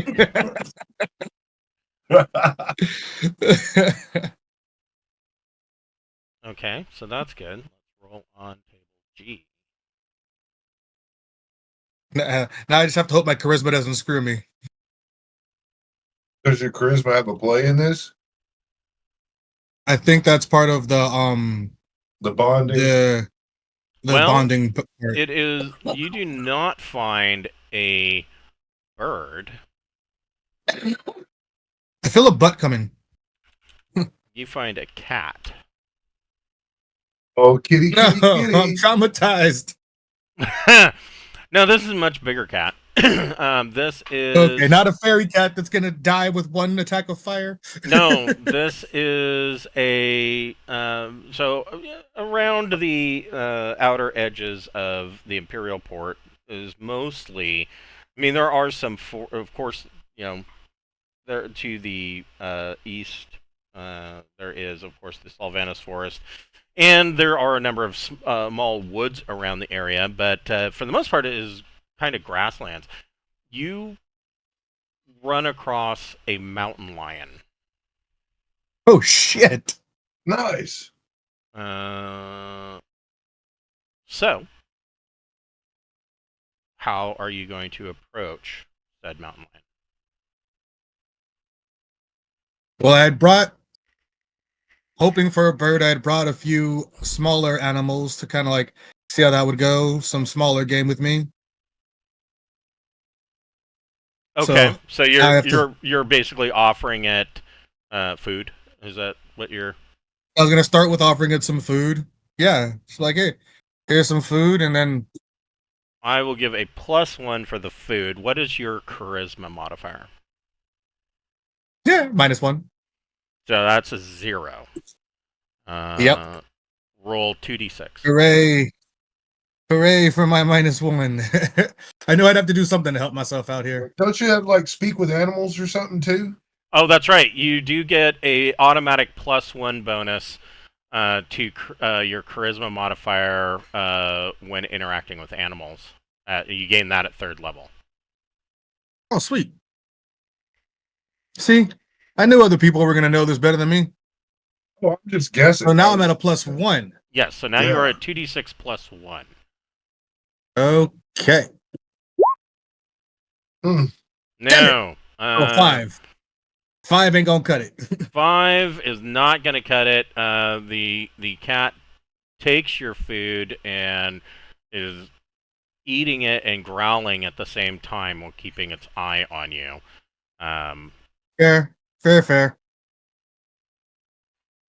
It is still unfriendly. It could attack.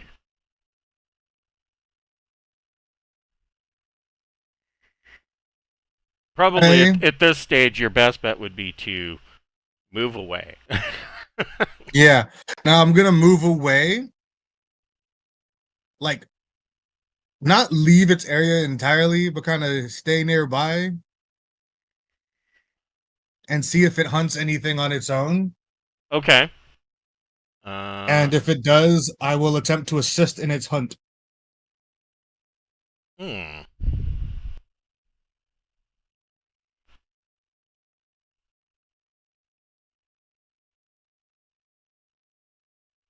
Well, you should never have a pet you can't kill anyway. You know?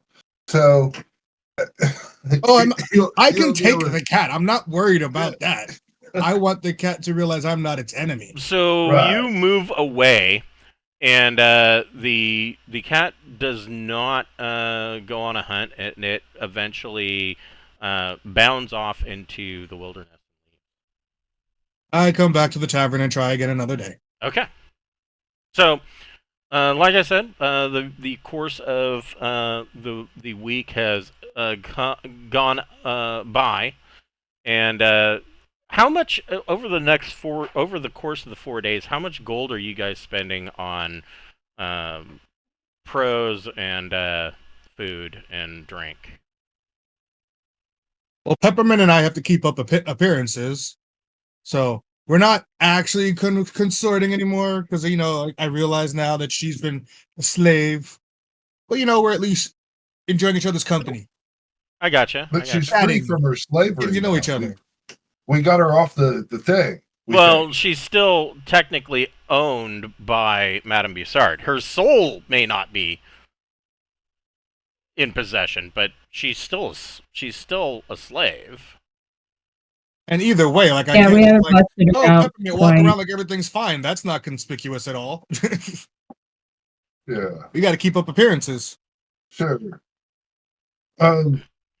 So prostitutes are gonna cost. You paid for a week. I think. You pay yeah, the you week pay for was- the room. and at least one meal a And I day. paid for But that didn't cost, or that didn't include pros. So I know I have it here. Jackson will get 1 pro for 1 night because he's disheartened after his failed bonding attempt with an animal. So they'll run anywhere between 2 gold pieces and 5 gold pieces. Is that right?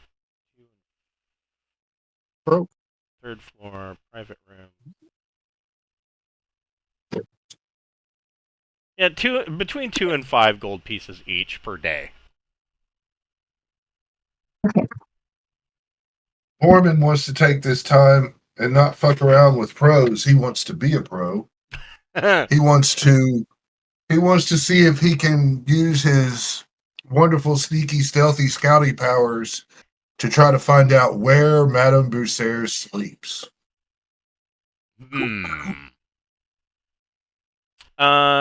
She generally stays here.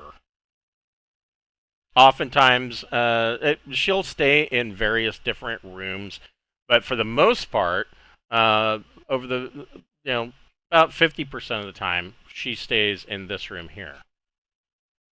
The one with the secret doors. Correct. Huh. She's got a treasure pile somewhere, guys. You know, somewhere the money is being fucking kept. Maybe it's in a bag on her person or something. I'm gonna smack him upside the head and say, "Don't mess with her money until the last day. Last thing we need is to have her be more on edge than already." Throughout the 4 days you guys witness, she is highly on edge. You also witness a number of times.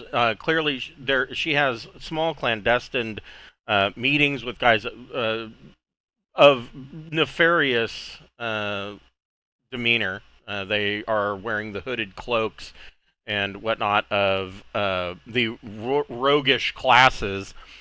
She meets with them here by the front door, pays them some money, and they quickly leave. It's obvious to you that she's paying individuals to go out and try to find whoever took what belonged to her. You know, I heard of this bastard that had made it inside of the vault of the Dwarven King up in, I think that's Glottoheim that we were at. I'll talk about that one night. The thing, man, this sounds like the time when that dude that broke into the vault at the Dwarven Kingdom. Remember, the king had been looking all over for this guy that went into his vault and took some stuff. Like, man, I wonder if this is that same guy. I don't remember anything about that because we weren't there when that happened. Well, no, we had showed up several weeks after the theft, but there's obviously a really very well and skilled thief running around. We should be wary of such a nefarious. Zalatoheim's a long ways from here. I mean, that's. Well, I mean, I've heard a lot of tales of thievery over my time, and no thief has ever been worthy of praise like that one that got in the Dwarven Kingdom's vault.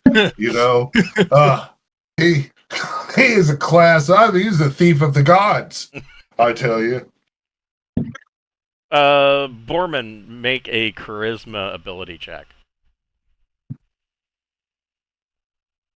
Yeah, I did.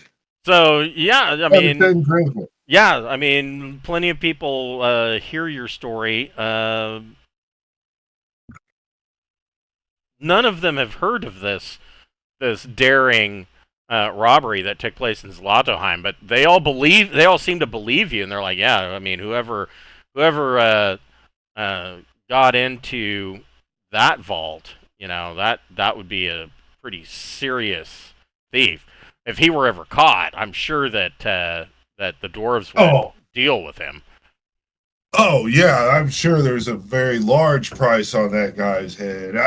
It could be a girl. I'm not sexist. Non-binary, even. Let's not assume. It doesn't necessarily have to be a man that is such a wonderful and great historic thief, such as that individual. Non-binary. So, You mean an elf? It could be. Could be. Them elves are some sneaky bastards. Tell you. I tell you, there was a guy I saw slinking about that was a half elf the other day. He looked really conspicuous. And so the bouncers are very interested in hearing about this conspicuous half elf. They're like, really? What did he look like? A half elf. They all look the same. Yeah. Wait, you can tell them apart? Yeah. What the hell? Some dude, I don't know. He was a half elf. He had a sword, and he was just around. I saw him walking, and I'll point to the high district. He was headed that way. And so one of the guards you see goes back behind the bar and kind of whispers to Madame Bessard, and she just kind of nods. Yeah. But Do you guys want to check out the tower the next day, or are we gonna? Yeah, where are you guys going? I mean, if you want to go steal a big gay pirate boat ride, we can go on that adventure by stealing the war galley from the pirate and killing him, or we can go into this place that we've been trying to get into since we first started the adventure. Yeah, that's what I want to do. The anticipation is hard to deal with. Yeah, so we're gonna tell them that we're gonna go shopping and we're just gonna slip out. We'll be back later. We probably will buy another week or so here, but we're gonna go take a look around and see if we can get one last crack at going. Buying a ship, and then we're gonna head to the thing. I'm telling her what we're really doing. So when you say that, she says, if you're looking to buy a ship, I heard that there is the proprietor of the Greenwater Mercantile and Adventuring Company is offering to sell the entire estate or the entire business, which includes a small sailing vessel. So if you're looking to buy a ship, you might talk to him. I'm looking for a cloud ship. I want one that flies through the clouds. They laugh at you. And I've heard that there's one for sale in the area, and so I'm going to see if we can find that. Yeah, no, they kind of chuckle at the idea of flying ships. Like, okay. Yeah. Probably so. I just made that up, but they need to question whether everything I say is shit or not, So you got to throw shit out there. You're right. Yeah. So you guys are heading back to the Grand Vestibule. Is that your plan to try to get Yeah, into? we're gonna try what Malachi says about the key medallion. All right. And now that we've reunited the magic sticks of Tasadantilis. So the whole party is here. 1, 2, 3, 4, 5, 6, 7 of you. You make your way through the library the next day, or in the morning, and make your way, of course, through the arcane library, and of course this is, Alora and Malachi are. You have to shuffle them along because every time they look at the bookshelves, they're like, "Ooh, what's this?" And you get them into the ground floor of the Grand Vestibule in front of the door. Okay. And like I said, this medallion that you have has a chain so that you can wear it around the neck, etc. Doesn't seem to have any command word on it. Just the arcane runes and the like. I'm gonna hand it to Malachi since he knows so much. Malachi will attempt to focus the medallion at the door and hold it forth, and say, open. Okay. Did we not want to check the third floor since we were here anyway? That's up I to don't you. know. I just really want to see what's behind the door. I know it's very Let's go to the door. intriguing. Go to the door. Let's go to the door. No more side quests. Ooh, shiny. Let's see here. Appears that my mystique is rubbing off on all of you. And if that pirate lord fucking finds me, he's gonna have my ass. Let's see. Oh, he's pissed. Us being the newcomers in the area, we might want to avoid talking to people after this tower in town and around. We should perhaps go somewhere else quickly. Hold on here. I'm setting up a new map.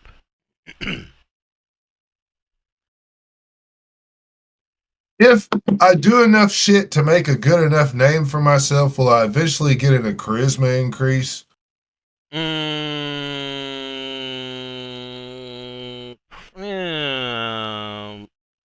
I don't know. Probably not. Because I mean, charisma doesn't work in old school D&D. It doesn't work the same as like social does in Traveler. I hear you. Yeah, Maybe you could go to the Bard's College or something. maybe. You know, but I There need might to. be a way to increase it. Yeah. Well, I mean, there's always magic. Just got to find the right rock or something, you know, stick this gem in your ass, and then everybody Everyone likes likes you you. more. Yeah, you Just now like real glitter a life. little. Yeah. The taint ring of good luck. You have to get a small piercing. It takes a little while to heal. Let's see. And you got to learn how to sit different, you know? Yeah, It you just don't want makes you that to seem pinch. serious. Oh, So- fuck no, man. Like, So- oh my God, I caught my ring on my underwear. So And I got to poo. so Malachi holds forth the medallion and kind of steps through the door. The door's open, and the teleportation trap does not go off. And inside, you see that there is this this large room, kind of an entrance hall. The entire area has like blue cobblestone on the floor, and the rest of the inside of the tower seems to be made of these huge, enormous, like 1 ton each stone blocks and bricks. And there's a 20-foot ceiling. And you see over here on this wall, there is a large 15-foot tall fireplace that is projecting a pleasant warmth. It's not overly stuffy in here.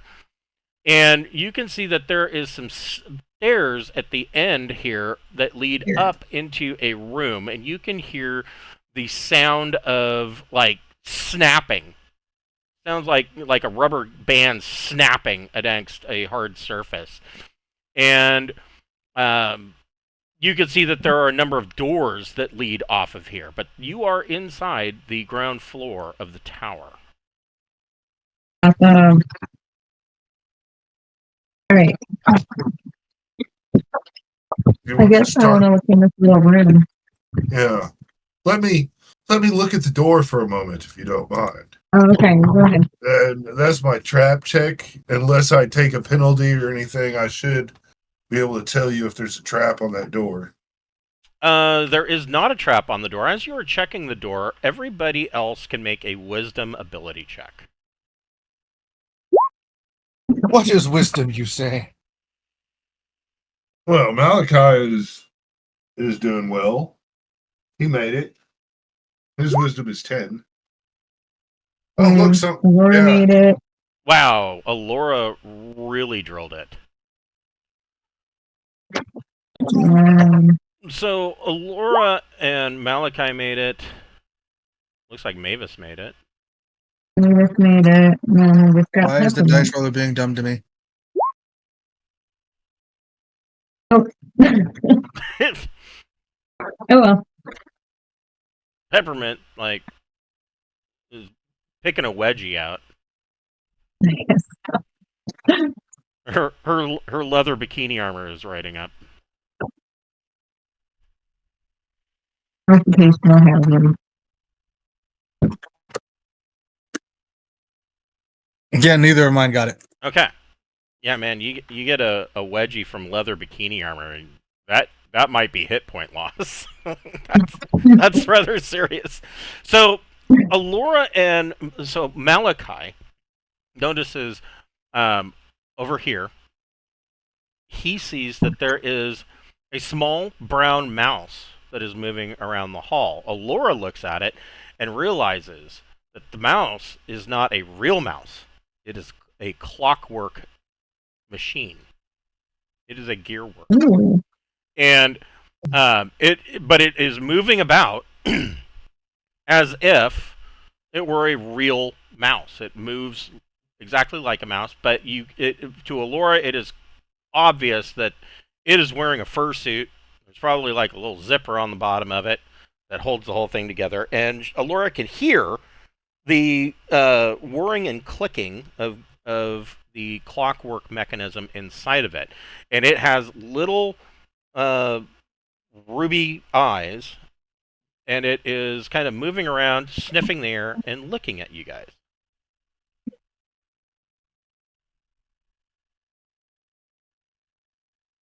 We pick it up? I don't know. Wonder what its job could be. What's the ranger's job? Is to see if he can tame the magic clockwork mouse. The magic clockwork mouse. That sounds there's like, a companion, buddy. that sounds like a ranger thing. Yeah.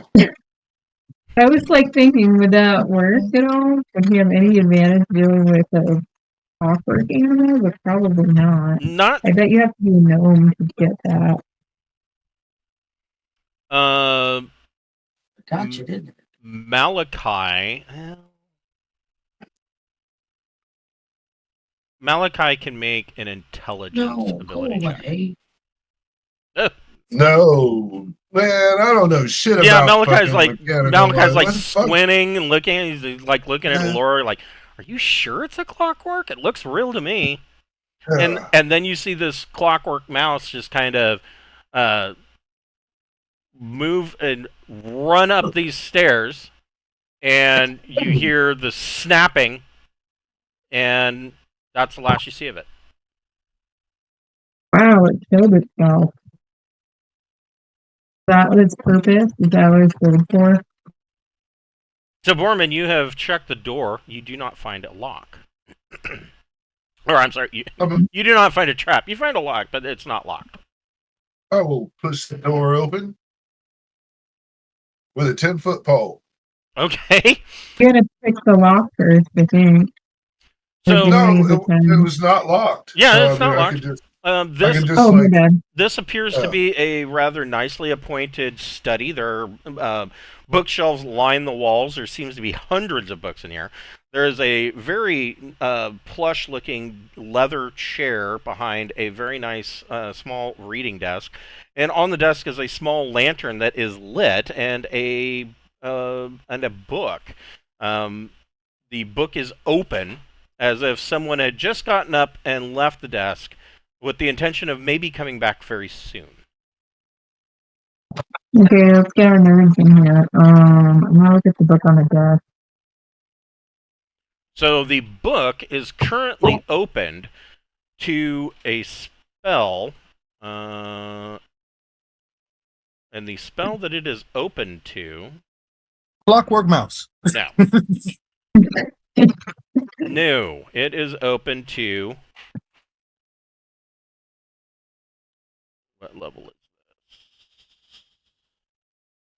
A 5th level magic user spell, Contact Higher Plane. Neat. Malachi, come look at this. I definitely will come look at it and talk about magic user stuff. Sounds interesting. Contact higher plane. Yes. You know? Hold on. It's like There's a. I believe I can cast these spells as a scroll, but it'll be like a one-time use thing. Or I can not. There's a whole bunch of shit to this spell, so hold on just a second. There's a whole bunch. It goes, According to the lore, now Tasadantilis was a plane walker. He went to different dimensions and planes. So, these works are probably his.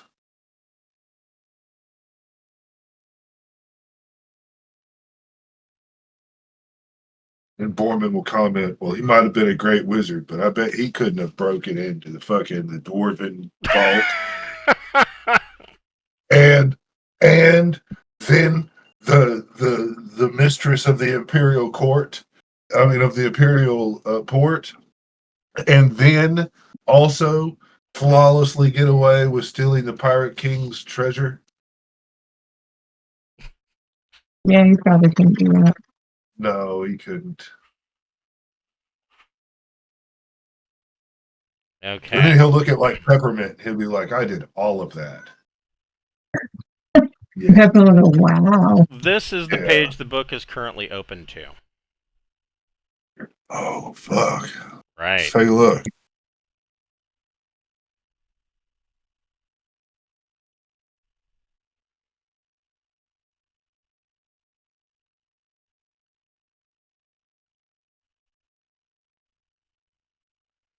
In addition, there are 1d4 other spells in this book between levels 4 and 6.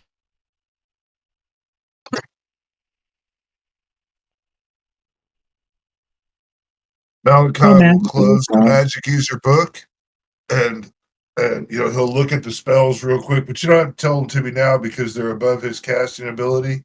Sure, write down But, that there are 1d4 levels 4 through 6 spells. I'll do that.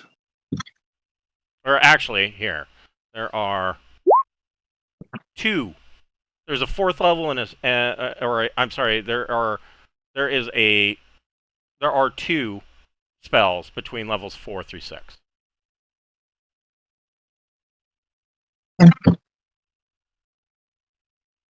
And what was the name of that spell you just showed us? Contact higher plane. Contact higher plane. So it also has contact higher plane.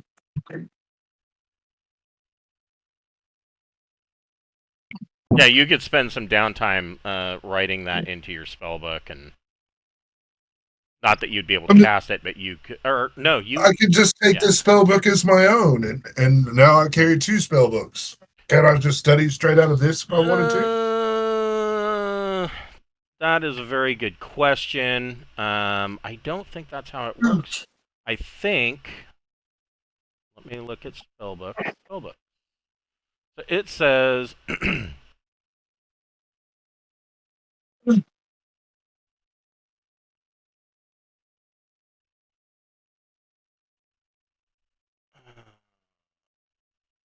Advanced spellbook rules. Spells of a level with which the character can cast may be copied from another source. So yeah, you would have to copy it into your spellbook.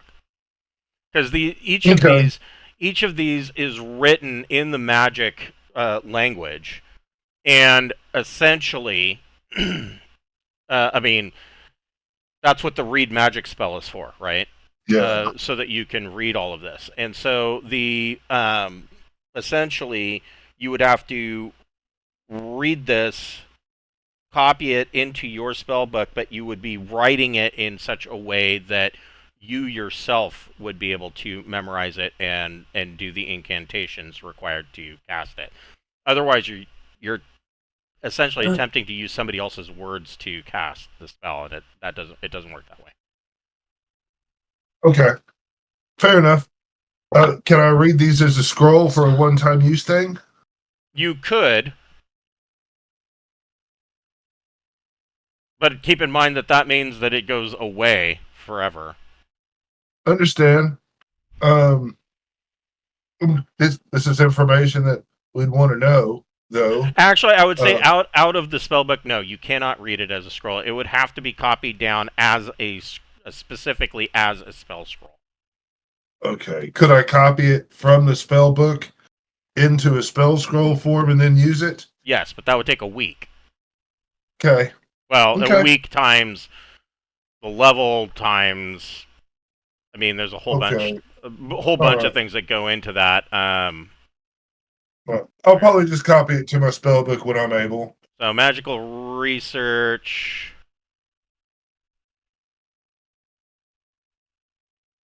Yeah, 1 week of generally costing 1 week of time and 500 gold pieces worth of components per level of the spell. So you're looking at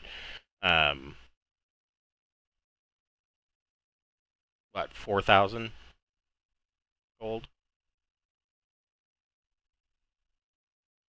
Is that right? No, Yeah. 2,500. I don't know where I got that number from. Pulled it out of my. But when you make it a scroll, anyone can use it, right? Correct, because scrolls are generally written in common, and so you would write a scroll in Hand Elm and just hand it to whoever wanted to cast said spell. So I'm gonna give. Oh, but you have to be literate. You do have to be literate. That is a requirement. Yes. Yeah, and neither of Brian's characters are literate. No, I think Dentry is, isn't he? Illiterate? Dentry can read.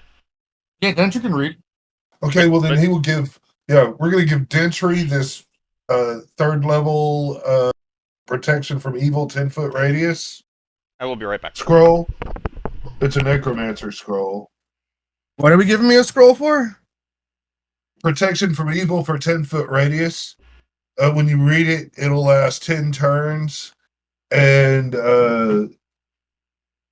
everybody around you will get a +1 bonus to saving throws against attacks or special abilities or affected creatures. And affected creatures' attacks against all the people around you are penalized by -1.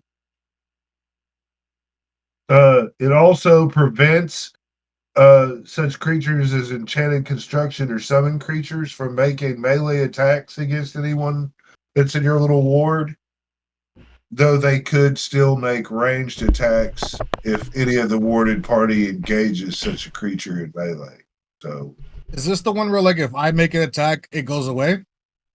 nope, it says the spell wards the caster and all allies within 10 foot from attacks by creatures of another alignment, which basically he's already said that if they're our enemy, they'll be considered as an evil for the purposes of the spell. What's the name of And the spell? Protection from evil, 10-foot radius. And you made that into a scroll? Yeah.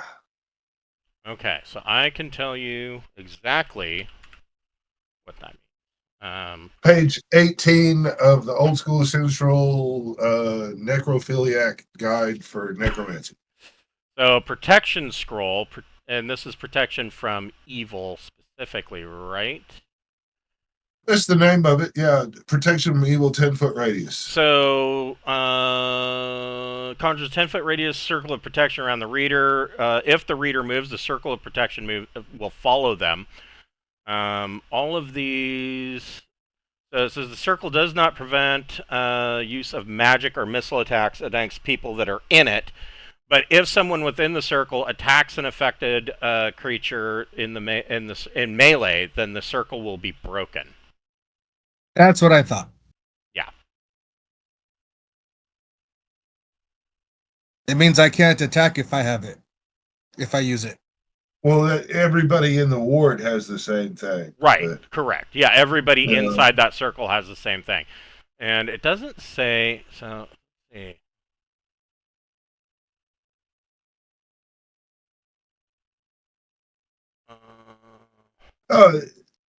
the protection is broken just for that individual. Those warded still gain the save and attack bonuses mentioned above.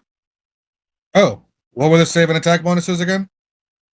It says if any of the warded party engages such a creature, that's all right. The spell additionally prevents such creatures from making. We're talking only about enchanted, constructed, or summoned creatures here, because this is that heading. Correct. So the spell additionally prevents such creatures from making melee attacks against those warded. All right, so that's the protection we're talking about. Is Correct. they can't do melee attacks. They can't No, enter they the must- circle to make a melee attack. Right. If any of the warded party engages one of these creatures in melee, the protection is broken. Those warded still gain the save and attack bonus mentioned. So if we make ranged attacks at creatures outside the 10-foot thing, You can. it's all good. Right. Throw the hand axe. But we're only talking about You can cast spells. enchanted- You can cast ranged spells and ranged attacks. You just can't go up and smack one of them. right. And What are the saves again? That's what I'm asking. You get a plus Plus one bonus one. to saving throws against any attacks or special abilities of creatures that are warded. Okay, +1 save. Okay. Yeah, and then attacks against us that are in your little area of goodness take a -1. So that effect gives you that would give Dentry a -4 AC for all intents and purposes, because the creature takes a -1 before they do the math on your Thaco. Gotcha. Yeah, Yeah, they So, have a it's- -1 to attack you. right. So I was thinking about giving you the scroll because you're usually up in the front, and if shit gets hairy and everyone's rallying around you, I mean, it's Give worth it. myself a little for you- protection burst. Okay. Yeah, I remember You put that- you guys have used the protection from evil before or something similar to that effect. I remember Yeah. Mavis did that, and it was a massive pain in the ass because none of the guys could break the circle. Yeah. So I mean, that's kind of why I took a week of downtime. Plus, Malachi likes to look at Alora, so to stay in the room with her all week was really magical for him. Right. You mean I have to stay in the room with her? Oh, darn. Yeah, damn. And yeah, and what? I have to spend a week in his nice soft bed instead of Tromping sewage? around in a sewer. Yeah, it was fucking. I don't know if I can handle that. Where are you going from here? Probably is that not on the lightning podium Right? around us. Is that the only thing of? There's all these books. I mean, is that all that's worth Yeah. a shit? That's- in books. That is, well,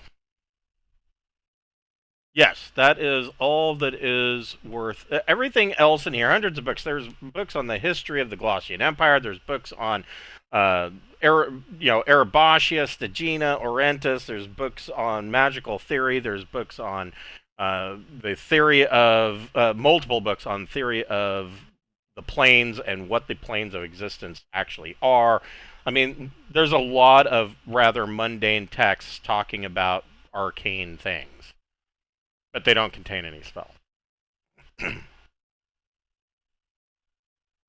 Okay. I would say if go we- on the right. Yeah, with the little On here. recliner chairs and shit. Yeah. Let me take a look at the door for a moment for you. I don't Go believe ahead. there's any traps, or I might see a trap that's there. You Something. don't see a trap here, and the door's not locked. And inside, you see that there is another small fireplace, and there's a blazing fire in it. There is a comfortable leather chair that is very well cushioned, and there is a indentation in the seat of the chair that looks like somebody was sitting here only but moments ago.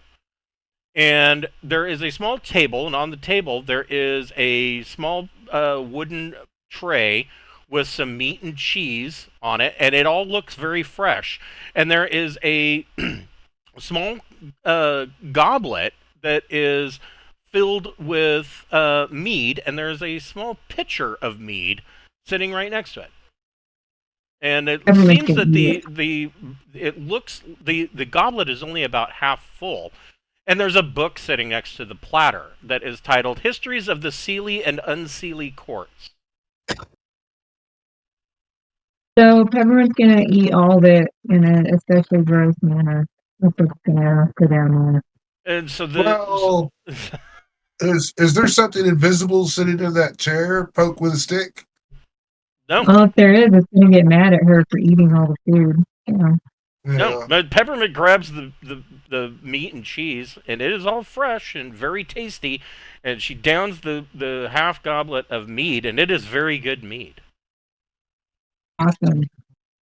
Well, that was a good room. Yeah. Okay. Let's go the other Jackson side. pouts that he didn't get to taste any. Sorry, dude. I mean, there's a Lose. picture there too. I mean, if Jackson yeah, you wanted to can grab use the those picture, on Wait, wait, picture. save me some, save me some. wait, don't drink it all. Go ahead. Okay. so then of course there's the stairwell, and then there is a door here.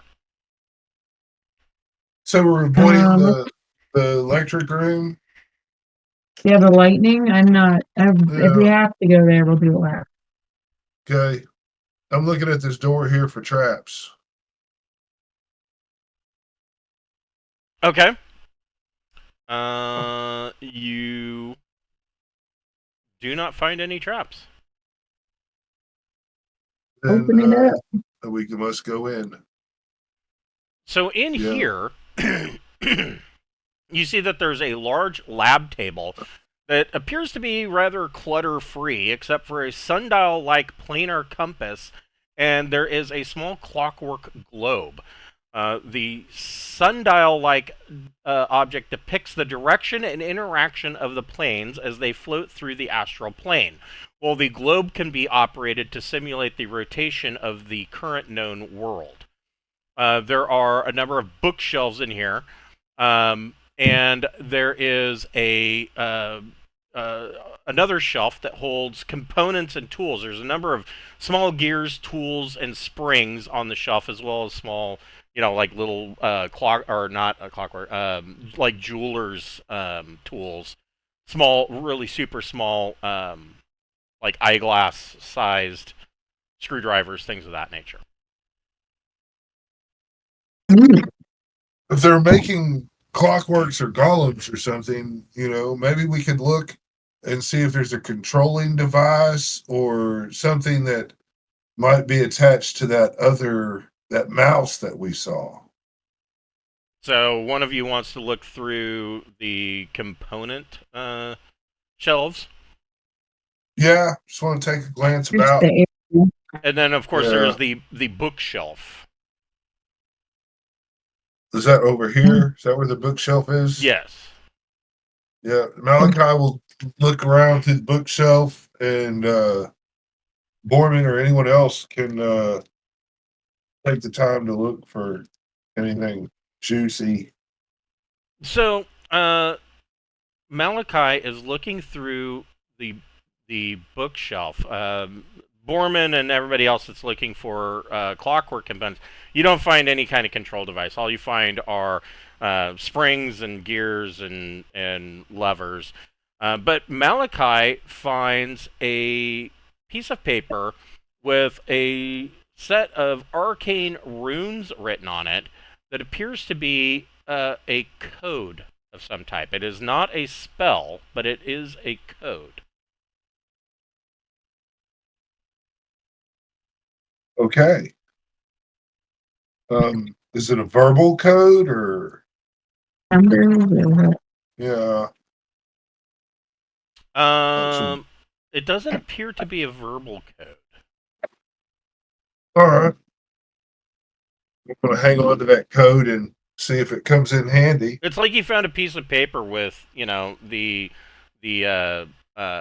diagram written out to lock in the chevrons to activate a Stargate. All right.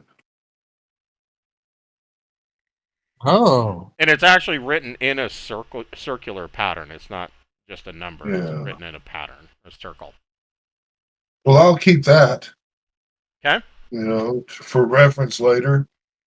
And then You can, so if you're hanging on to that, you can put down that it is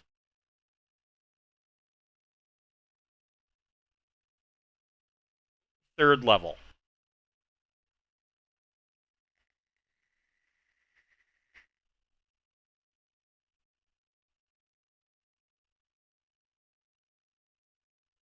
okay.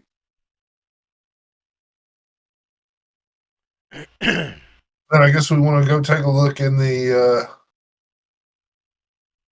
electro room. Happy room. Yeah. So in the stairs that lead up to this room, you see that in the middle of the floor there is a green circle that is pulsing with an arcane energy. And there are random electrical arcs that are shooting off out of the center of this circle that are snapping against the walls in here. Around this green circle are permanent arcane symbols etched on the floor. And the arcane symbols look very similar to the code that Malachi picked up. I think it's time we go to the third floor. I think we all ought to run in there and stand on the circle and hit the third floor buttons. Okay, so everybody make a Dex ability check.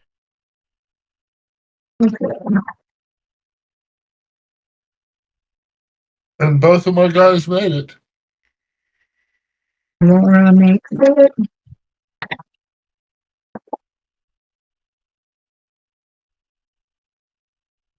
13 and 12. Shit. Nope. Mavis does not. Mavis didn't make it, and what about Dentry and Jackson? Neither one of them made it. Okay. And Peppermint didn't make it. Okay, so everybody that didn't make it, electrical arcs randomly shoot out and zap you each for 4 points of damage. Hey, that's something you can live with. And Fair enough. And then Malachi completes his circle, or completes putting in the codes, and you guys are teleported. Neat. I just got back to full health, damn it.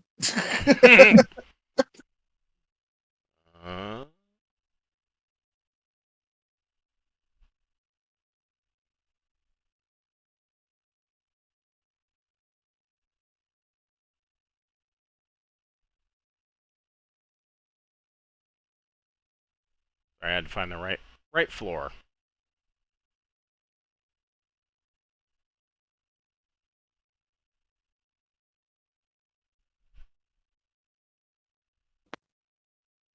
Fun.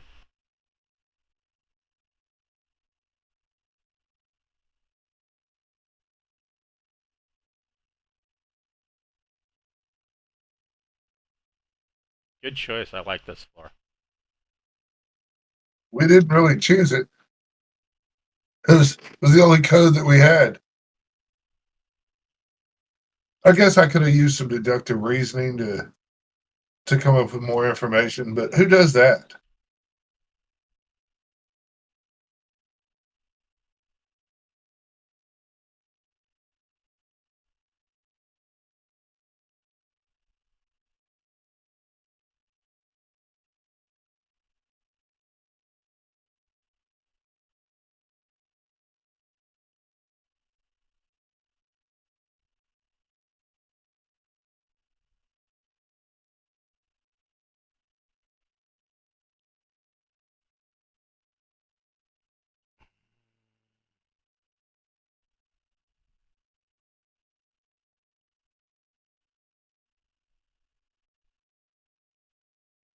So here, there is another one of these green pulsing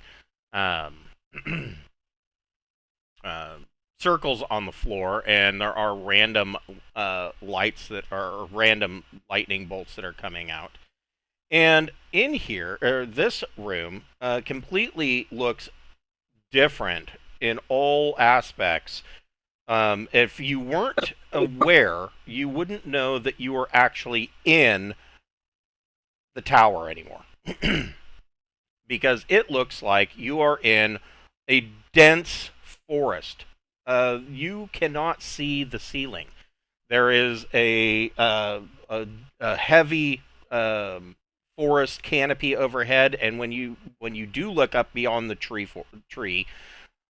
trees, you see that there is like a a cloudy mist overhead, and you can see that there is almost like an artificial, maybe or maybe not an artificial, but you can see that there is some kind of sunlight trying to peek through the misty clouds overhead. You do see that there is the stone and brick construction of a tower wall here, but you can't see the ceiling, and you're guessing that it must be way higher than 20 feet. Like some of these trees are as high as 60 or 70 feet tall, and they're not touching even that misty cloud layer at the top. And everybody looks at Jackson. Jackson would like to kind of inspect how much of this is like a real nature versus like an illusionary nature. Like, does he find little insects and to look like there's like stuff that would sustain life here, or is this all fake? It's all 100% real. We are somehow in a forest in a building. Well, this might be a I don't place for you understand. Jackson, roll a d6. Hey, D6? Or I'm sorry, hold on. Who has the listen or hear noise skill? Oh, that's Boorman. And he made it with a 4. Boorman, you can hear the sound of what seems like loud snoring. It's hard to discern where it's really coming from, but you can hear something snoring.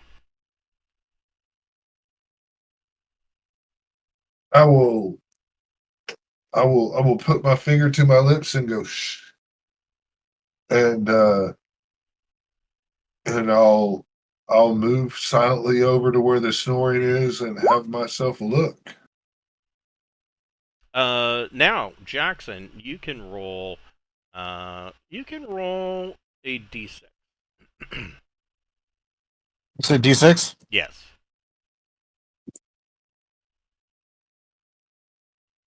No. Okay. So it sounds like the snoring is coming from this direction. Mm-hmm. Yeah.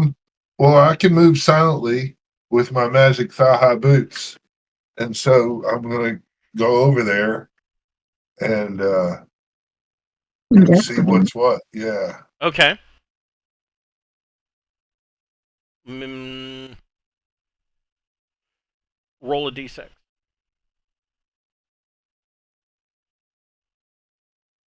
No.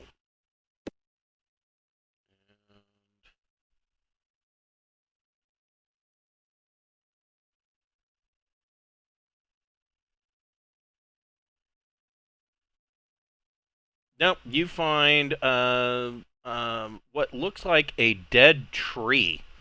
The branches are bare and brittle. You see that there is a number of rotten logs around it. Looks like there are signs that these rotten logs almost have been consumed from the inside out.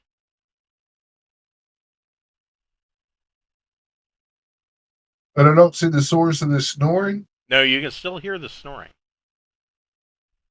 But I can't see. You know, I guess I'm just not close enough to the source yet. It sounds louder. Right. Well, I'm going to keep on creeping on to the direction of the snoring. What is it over here? I think this way. Is this the right way? Yeah, it sounds about in that area. Yeah. Well, I'm going to go invisible Okay. as I creep up that way.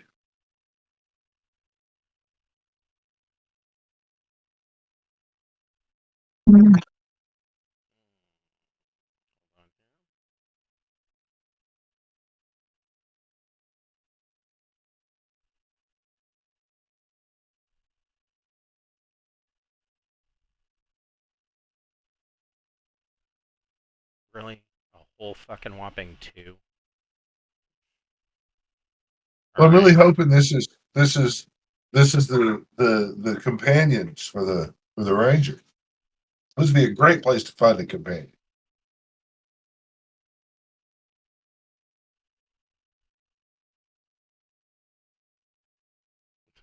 These guys You are know, good. kill one of them and then make friends with the other. You could do that, right, Ranger? I mean, if we kill one, making friends with the other gets harder, probably. Right. So you make friends first. Yeah. All right, kill them both. Yeah. He's got some little fairy looking things. From the distance, down here, you see these come running out of the brush and the trees. You see that there are these what appear to be maybe at first you think maybe they're gnomes or maybe they're goblins, you're not sure. And then they kind of look up at you and you realize that they are wearing rather drab green and brown clothing, but both of their hats are like a maroon blood red. And you like I said, you at first you're like, are those gnomes? They kind of look like gnomes, and then they all hiss in your direction and bring out their hands, and you see that their hands are these long clawed nails, and they both draw daggers and start heading in your direction. They see me invisible. They do not see. Let's see.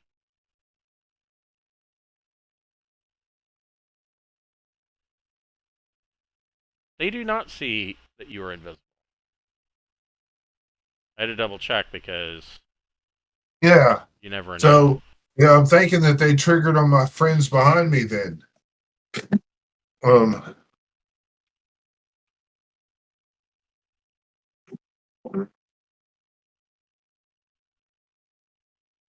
and that ain't cool. I'm gonna run over there and bite Peppermint.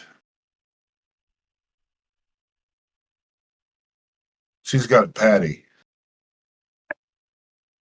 I would think that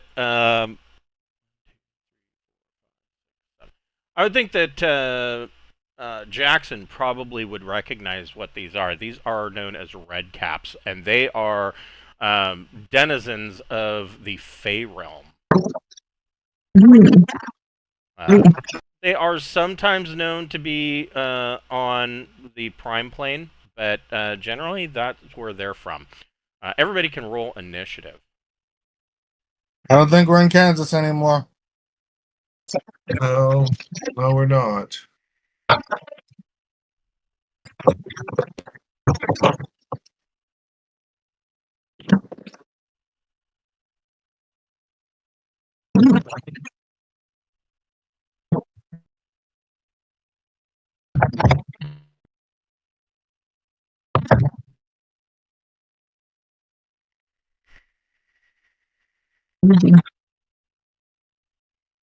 Lots of Right. sixes.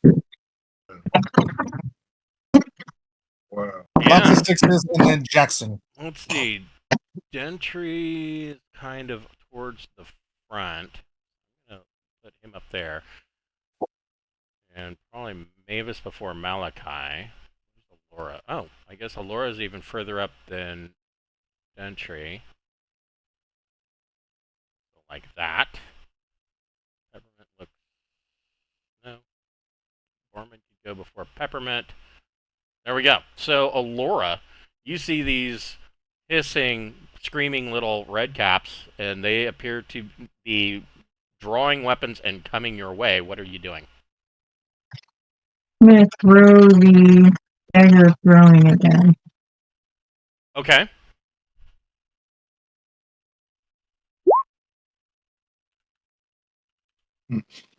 And that's not good. No. So Okay. the dagger goes flipping around through the air. I mean, it looks semi-impressive. Did Alora want to move at all? Yeah, I'll move back a little bit because I know I'm sticky. Okay. Dentry, what would you like to do? Um, I'll look at Jackson and be like, "How hard are these things to kill? Like, are these? Do you know what these are? And are they hard to kill?" He says Jackson would know that they're not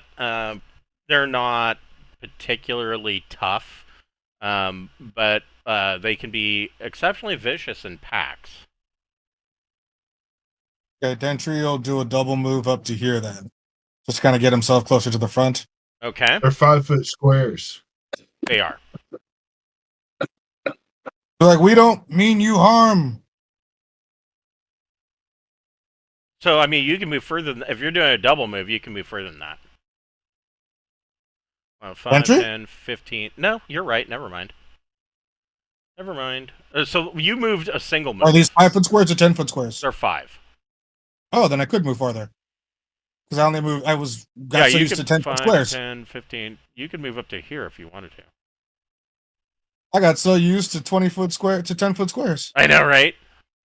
I'll move to there because I don't want to be completely away from the party, but I know that it takes me a while to get moving. So But as you move through, I trigger a trap. not necessarily a trap. Well, I mean, depends on how you look at it. Like, hey, calm down, little things. We don't actually want to hurt you. How did we get here? Where are we? Oh, hell no. It moves. It's like a giant fairy cat. No.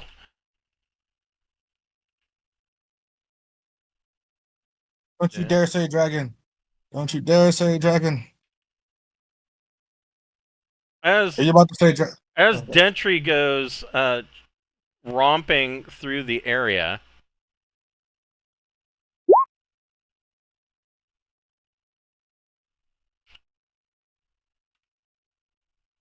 I will put him at the end here.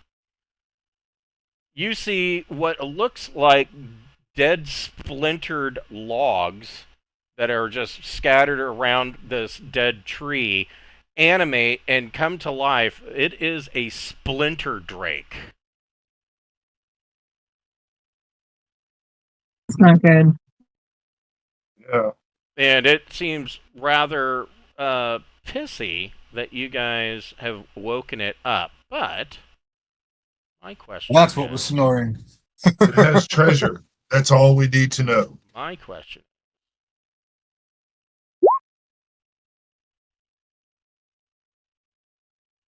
Well, So that was the snoring that we couldn't see before?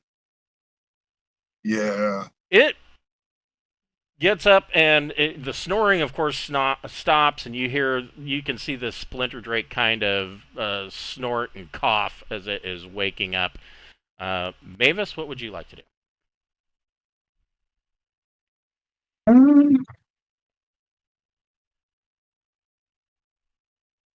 I was gonna cast guiding bolt on the red caps.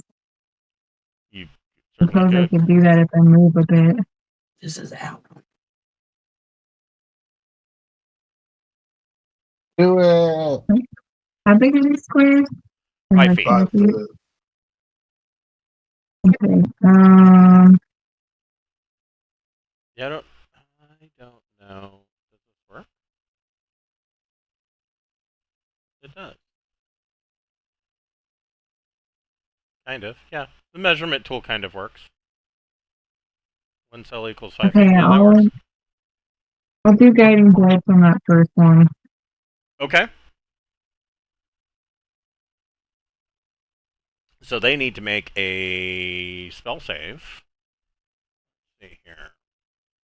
Now with guiding bolt, you don't. Yeah. Okay. So they're gonna take 3 points of damage. Yeah, and then maybe it'd be easier to hit. And spell save. And they make their spell save, so they are not all sparkly, but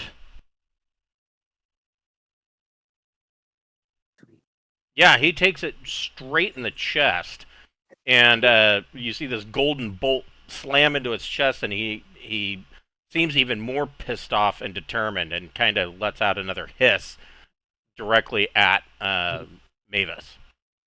Malachi, what would you like to do? Okay.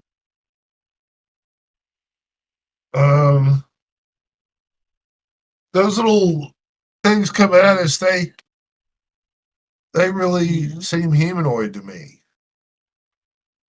The red caps, they are. They look almost like gnomes. I can read you their Okay. description. You're hurting me. It says,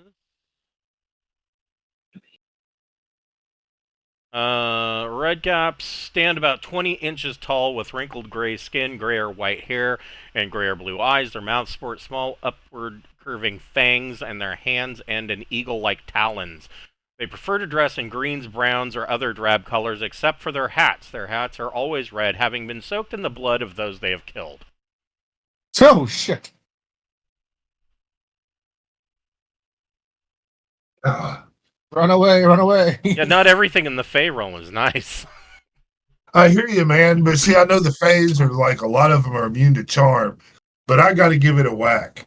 The one that's farthest in the back there, I'm gonna charm person it, and Okay. hold up my hand and we're your friends, young red cap. We can go far together. Okay. So he gets a spell save, right? That's correct. They need to save versus spells. Actually, you know what though?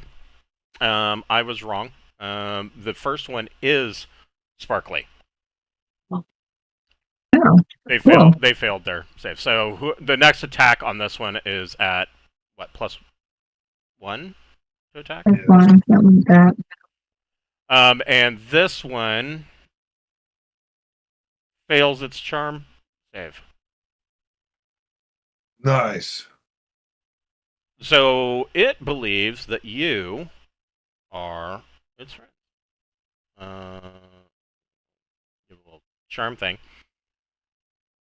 And then what does Malachi want to do? Does he want to... He casts charm. He charms the second red cap. What would Malachi like to do from there?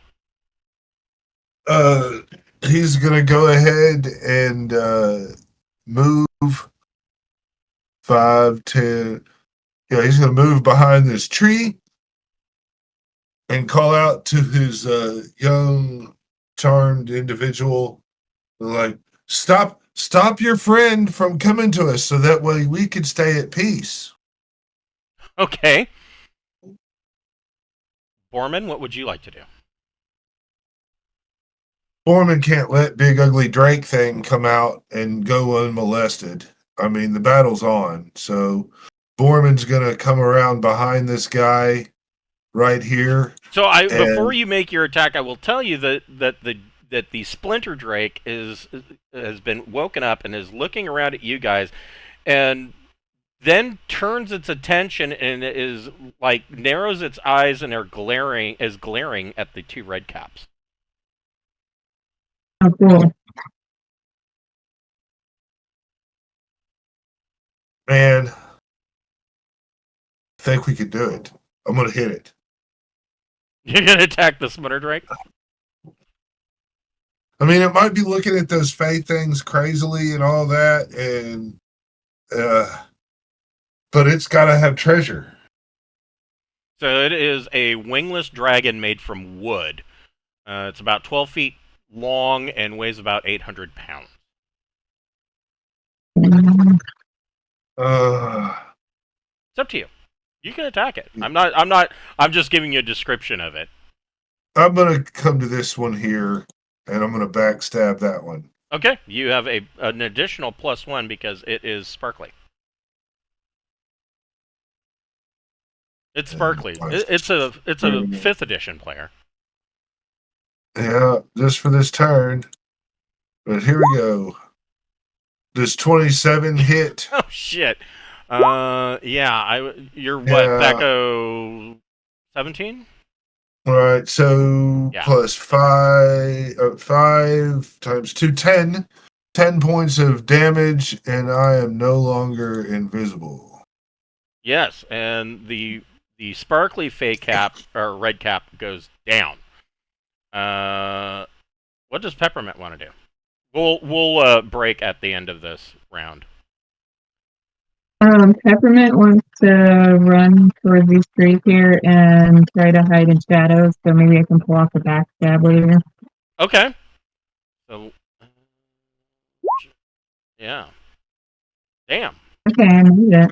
I think, right? Yeah. So Cool. one thing about hide in shadows is that if Peppermint moves, she's not hidden. Okay. So Peppermint runs over here and hides. The Splinter Drake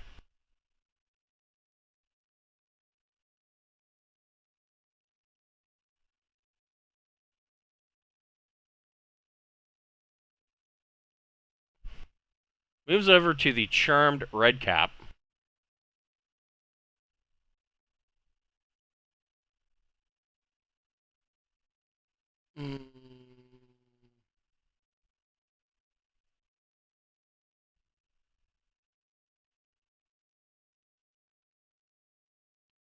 That's a hit.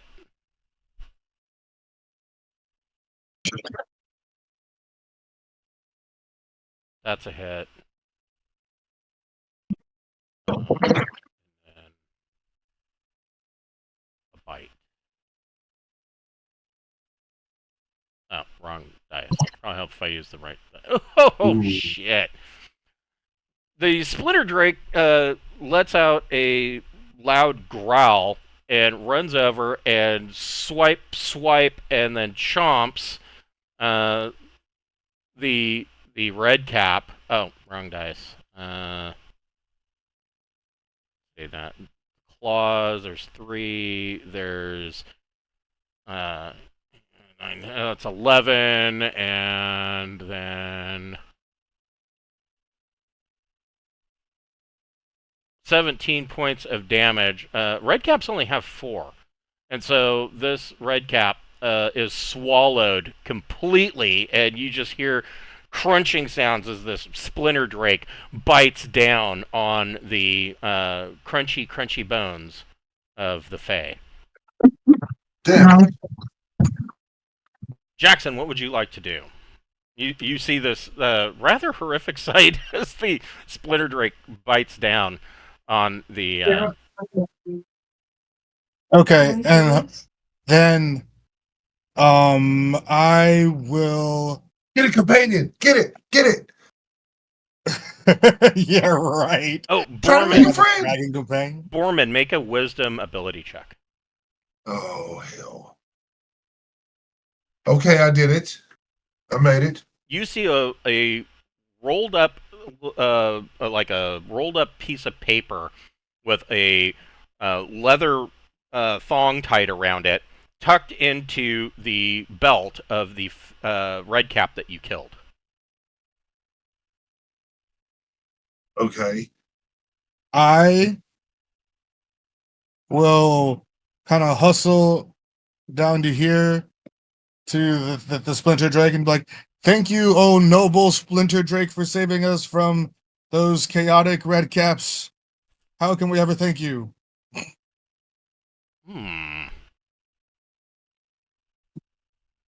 You're gonna get to ride it. And it goes chomp. And I go, "Damn it." I can cast sleep if it wants to go back to sleep. Roll 2d6 plus your so you have a -1 to your charisma? Yep. But you have a +1 because you're a Volchpion. Yes, he's a Drake. So I mean, yes, they are draconic, but Drakes are not usually as smart as dragons. So I will allow you to roll 2d6. Ah.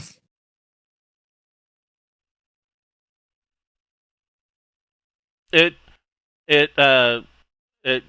crunches down on what's left of the red cap in its mouth and goes and swallows it, and then just kind of looks at you and cocks its head, looking at you guys.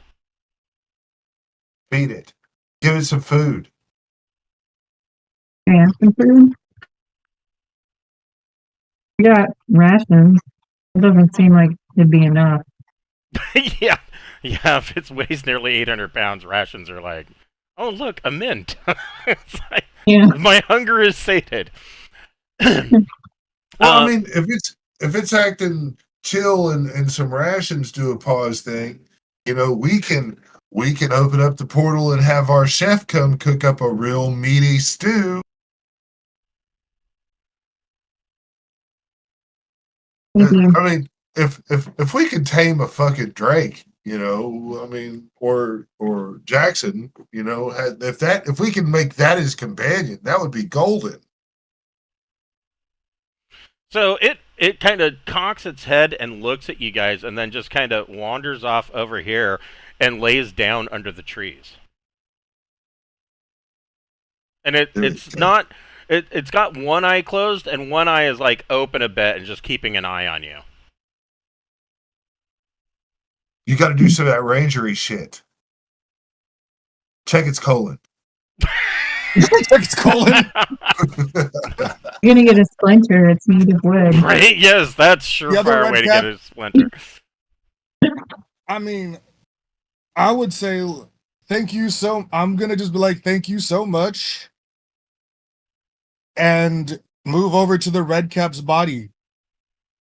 Okay. Oh wait, it's not my turn anymore. No, I mean you're pretty much at this point Okay. out of initiative. Okay, then yeah, I'll move over to the body and just be like, why are these here in this place with?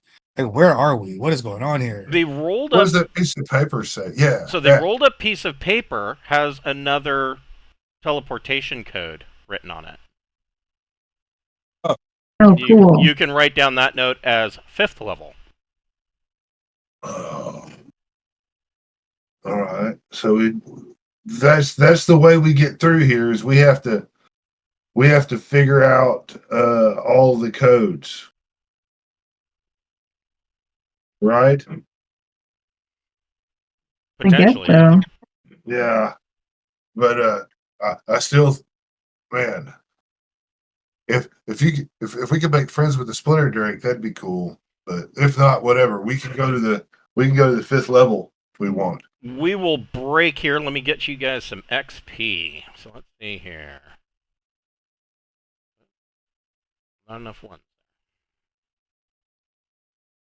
There are 7 of you now. Not rolling good for my companion rolls.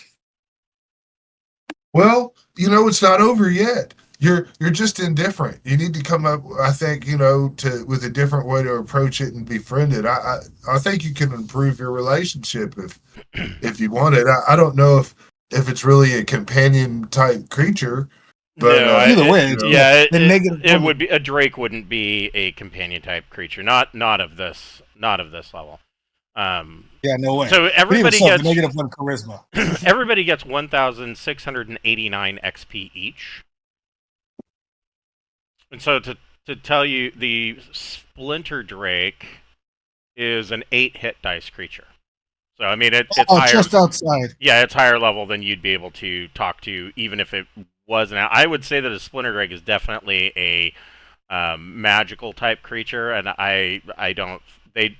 There are a few exceptions, caveats, and addendums for magical type creatures like pseudo dragons and fairy dragons or fairy cats, for instance, but not a Drake.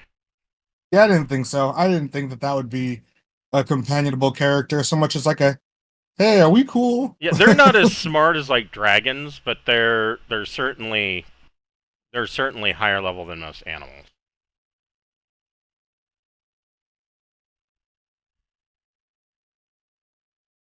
So yeah, 1,689 XP each. Thank you.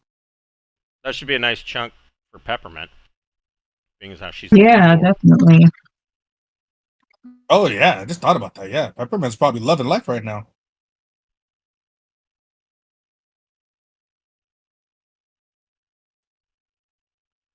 Oh, and hold on.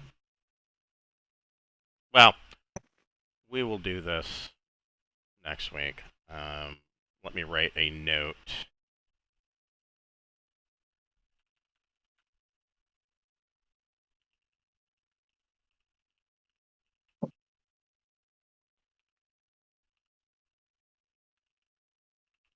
because there will be some rolls starting the game next week for rolling on loot tables for the red caps.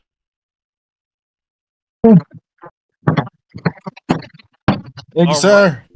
All right, I will see you guys on next week at 12 o'clock. We'll pick up from there. Okay, cool. Bye. All right, have a good one, guys. Thank you. You're very Have a good welcome. Thank you.